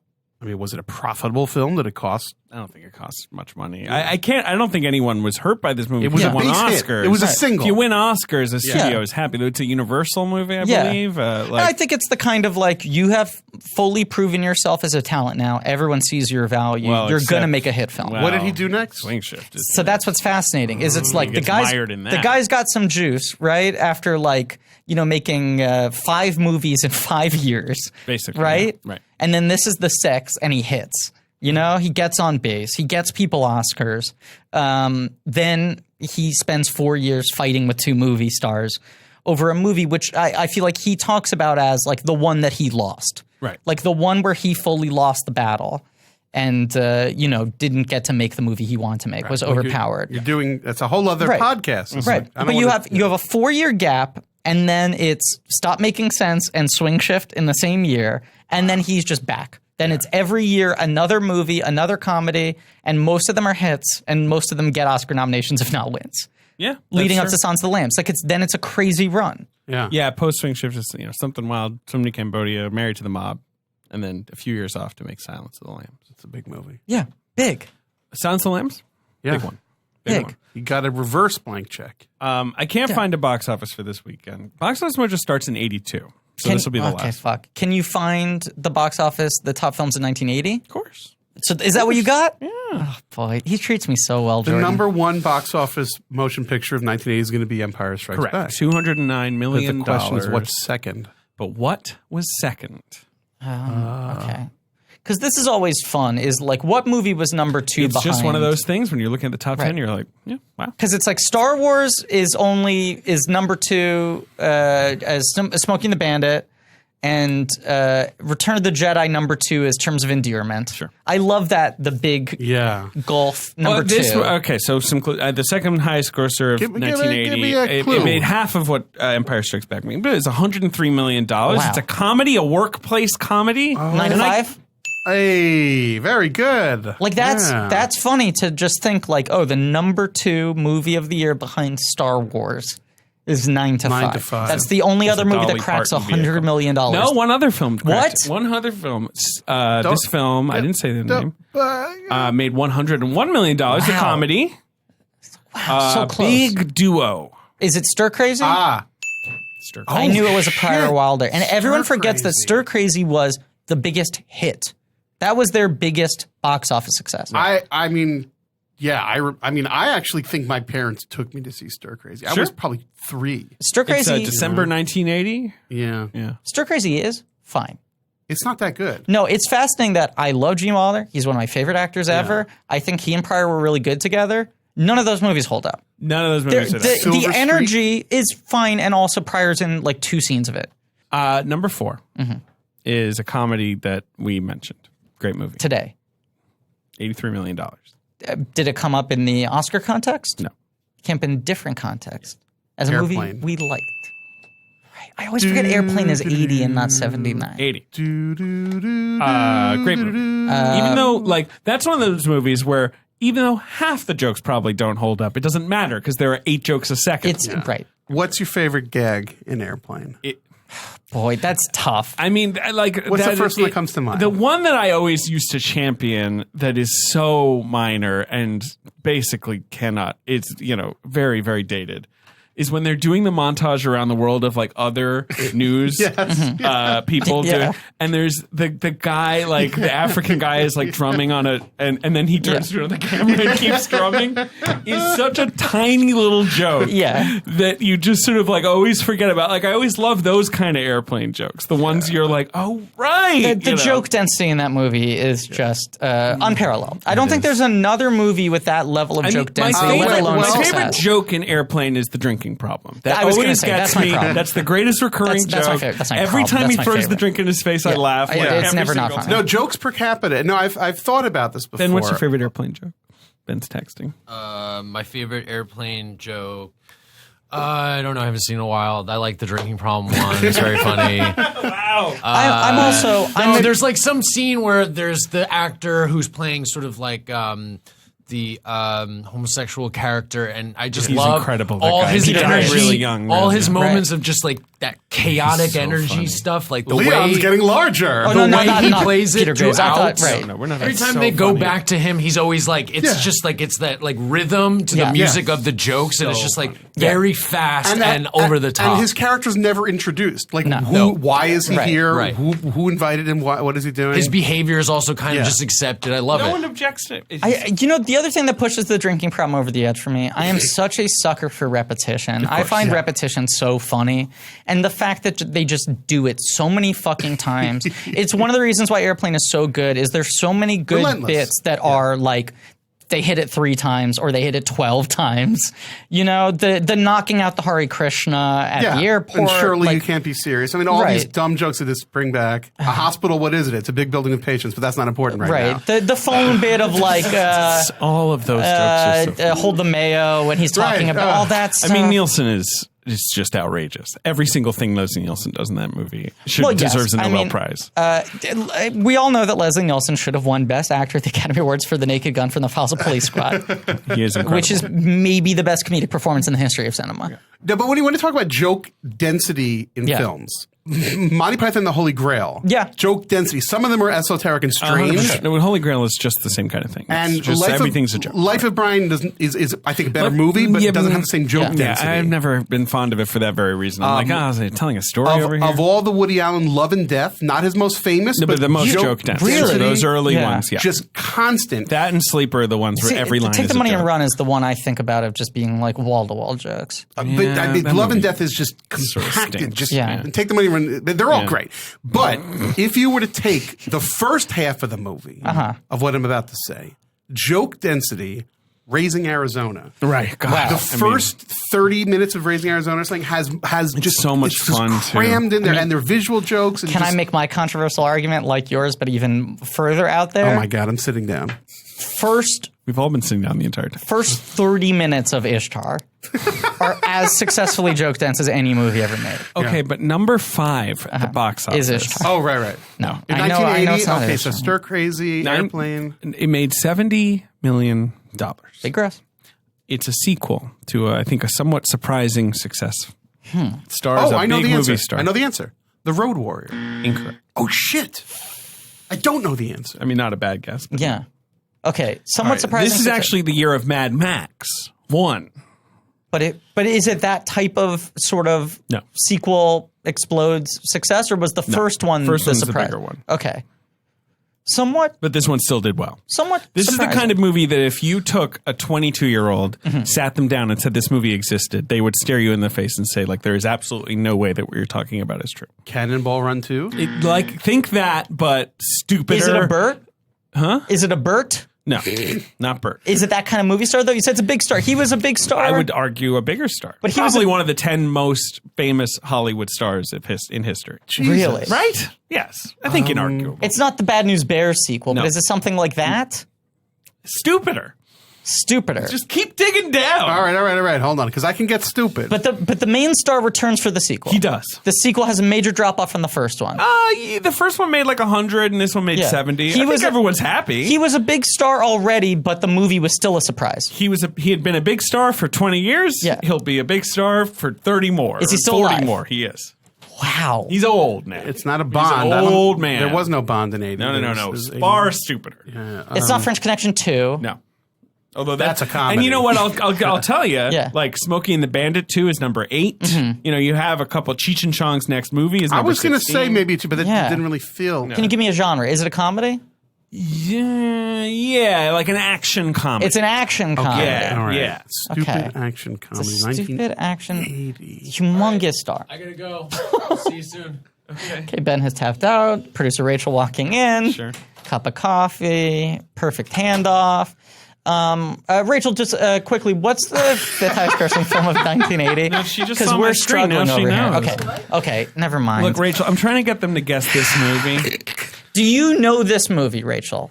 No. Okay. Have So you, that's a clue. Now, to be fair, have you heard of this, the movie that is the original? No. Now we know it's not just called Okay, Blah, Blah, Blah so 2. it has But a now, different Rachel, title. when It's you The look Road at this Warrior. Should've poster, been, Yes. right? do you think, holy shit, I can't believe this is a movie starring this person and this thing? Rachel's Look at that laughing reaction. Look at that hysterically. reaction. So it's She's just covering Rachel her is mouth, her pretty face deadpan. turned red. So it's- Rachel's deadpan, and she's busting up right now. And you say that this actor had been around for 20 years. So he'd been around since the 60s, 70s. 50s. Yeah, late 50s, I think. I don't know. So he's like middle aged at this 50s? point. I mean, he's not Sure. a young whippersnapper. It is funny that he made a movie on this subject, and then it was a surprise success. I put his age around 50. He's at like this point. 50. Yeah. The story of the original one apparently is like it's a script that had been sort of passed around town, and this actor saw it and was just like, I think it's funny. Let's do it. What could it be? And it was a Wow. big hit. And then they made a sequel. It was the 5th highest grossing film of Is 1980. Blake Edwards Over involved films in like, some way? I don't think so. Over films like Private Benjamin, Yeah. Coal Miner's Daughter, Blue Lagoon, Blues Brothers, Ordinary People, Popeye, Big Movie, Urban Cowboy, The Shining, And it's a 19... Friday the 13th. Was this the last film? In this series? I believe so. I don't think they made a third. All right, last question, last clue. What year did the first one come out? 78. So just recently. Is it They're a- striking while the iron is hot. Is it a boy? I'm thinking about how hard Sinatra? Rachel laughed. Can you believe this person was in a movie about And this so somebody subject? it's someone that everybody knows. Everybody knows. Iconic. Rachel, okay, one To be song. clear, I was laughing at the poster. Of course, but I'm trying to think of Yeah, a but the poster poster's wild. that Is it has Sean- those is Sean- I elements. cannot tell what the movie is about from the poster. I think I know exactly what it Okay, is. Here we go. Is it Oh God Part 2? Oh, damn it. Incorrect. Oh. That Incorrect. felt close, right? yeah, that would have been good. No. Oh, Because but you that's said not the a big guy's still enough star. alive. Yeah. What's the initials of the star? CE. Charlie. It's Clint Eastwood. and and it's of course, the it is monkey Any Which movie. Way Any Which Way But Loose. You Can. Any Which Way You Can. Any Which Way Yeah. You Can. The sequel to Every Which Way But Loose. You're right. You're The right. movie Of where course. Clint Eastwood pals around with an orangutan Yeah. and solves crimes. Right. You're right. I feel like an asshole right A now. movie that I feel like the world's dumbest person. I mean, one of those things. Apparently, he saw the script for the first one. He was Yeah. like, "It's funny. We'll do it." And I guarantee you that was treated like Ted. Like, what the fuck are you doing? You're made Clint $100 million. Eastwood. I'm going to eat a cookie now. I'm so depressed. Yeah, I'm gonna eat this cookie. maybe up until that point, his highest grossing film. It's probably right up there for him. The first one's better than the second, and I believe the you. first one's pretty damn good. I always loved, like, when I was like a kid and was trying to like understand film history, and they would do montages, or Clint Eastwood would get some Lifetime Achievement Award at the Golden Globes or whatever, and they would play the clip. I'd be like, oh, that's like the disaster that he's embarrassed of, right? And my parents would be like, no, it was like a huge hit, and he defends it still. Wow. Like, And he made Clint a Eastwood, sequel to it. He loves it. He's like, that orangutan was hilarious. I was not allowed to watch that movie because my mother said it was too violent. It's also like very sexual. Isn't there a ton of nudity in that movie? I feel No, like. there was the time. There was. I think you're thinking of The Gauntlet. I think, but well, the orangutan never wears pants, right? zing-a-ding-ding. No, but there is a lot of fighting, bare knuckle brawls. Right. Because it's In wrong. Fresno, they're in downtown Fresno. What a weird thing. Bakersfield or something. Man, maybe I should reboot that franchise. Is you it should time? do it. What's his character name in that movie? I don't fucking know. Clyde. Oh, that's Wait. the orangutan. The orangutan is Clyde. What's Eastwood's name in that film? Let me look it up. I want to be the Mutt Williams of Any Which Philo Way. Beto. Oh boy. I don't know. Oh yes. Ruth Gordon plays a character called Zenobia in this. Yeah, film. I mean, yes, of course she does. I even remember him like in the '90s doing interviews, and they'd be like, "Any chance you ever like round out the trilogy?" He should. Clyde might be too old, but I'd love to finish the He should do it. He should make The Mule should not be his last film. It should be. It's definitely not. Richard Jewell, he's already in production on already a making movie that another will be movie. finished in 5 minutes. You telling me Clyde over Sully? Sully. Well, he's not in Sully. I'm saying as an actor. It's a force wildlife. Oh, he's in Sully. Well, he's all He's over. He's guiding every phrase. Masterpiece. His thumbprint. Masterpiece. Masterpiece. I love Sully. Oh, yeah, please, this is a Sully safe zone. I love Sully. You kidding me? You know what? I have not ridden on an airplane since Sully came where I have not thought about every moment of that movie. I've said a lot of things on this podcast that I regret. I've grown 5 years of my development as a man and then my mind and all these things. Yeah. Culture's changed around us, Yeah.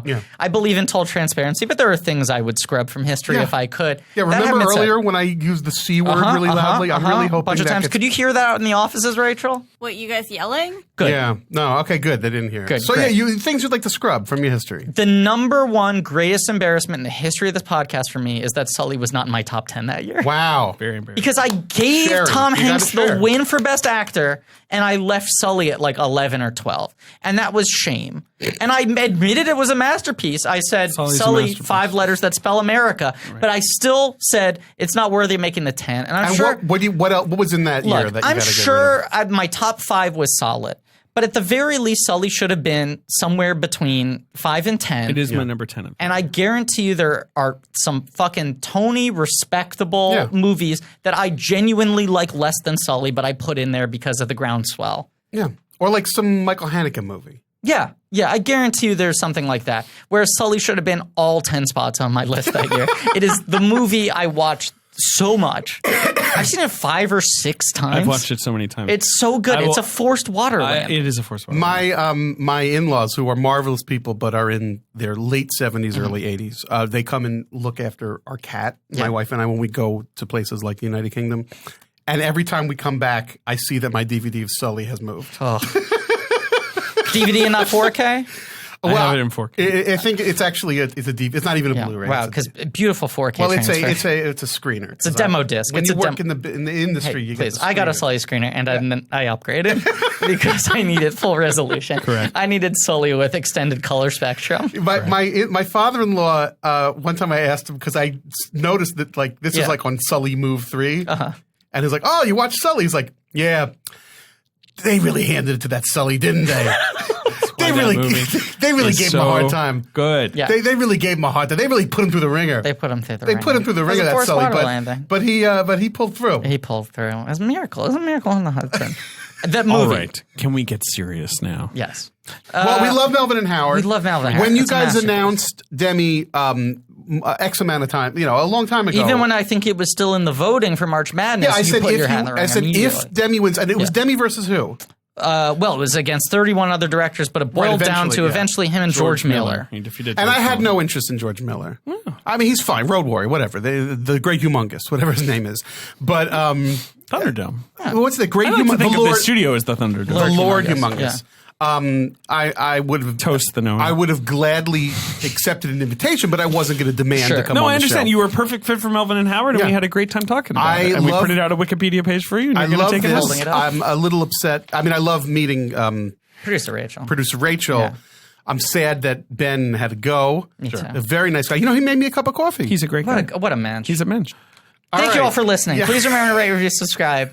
Thank you to Andrew Guda for our social media. Thank you to Lane Montgomery for our theme song, Joe Bone and Pat Reynolds for our artwork. Thank you to producer Rachel for jumping in at the last minute because Ben's got to take care of Ben.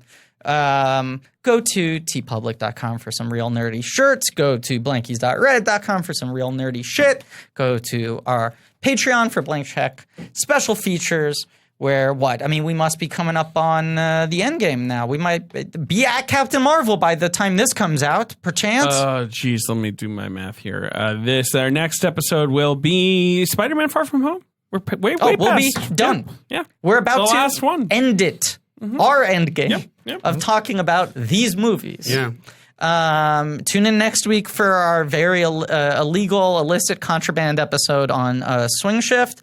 And as always, our guest today is Jordan Hoffman. I did not introduce him at any point in the podcast. God damn it. Is that true? Yes. It's true. We could record. We could. Well, this is it. No, this is it. Any credits you want to mention? I mean, that's kind of class. It's kind of like slide in. I think so too. Save the best for last. And you don't have something you urgently need to plug right now. You don't have the Star Trek podcast anymore. I'm plugged. Just some great I'm work. not here to plug. I'm here to be exactly. amongst my peers and And my that's loved that's ones. what makes you a Sometimes real people are on the match. podcast and they got to get their thing out. They got a book Believe or me, they got my a thing. thing needs to go back in. It does not need to go out. So Yeah, Lulu Wong muscling her way in, weaponizing our podcast to promote her movie. no, I am not. Definitely not us I would begging like to- her to be on our podcast for 45 minutes. I would like to say this. Okay. I worked a little blue. Well, on this episode, Yeah, I feel it's bad. fine. I This feel episode- bad. No, you this should podcast not is feel blue. No, bad. I don't like swearing. Hey, this podcast is so blue. Sometimes people mistake us for Kate Hudson in Pride Wars. Oh.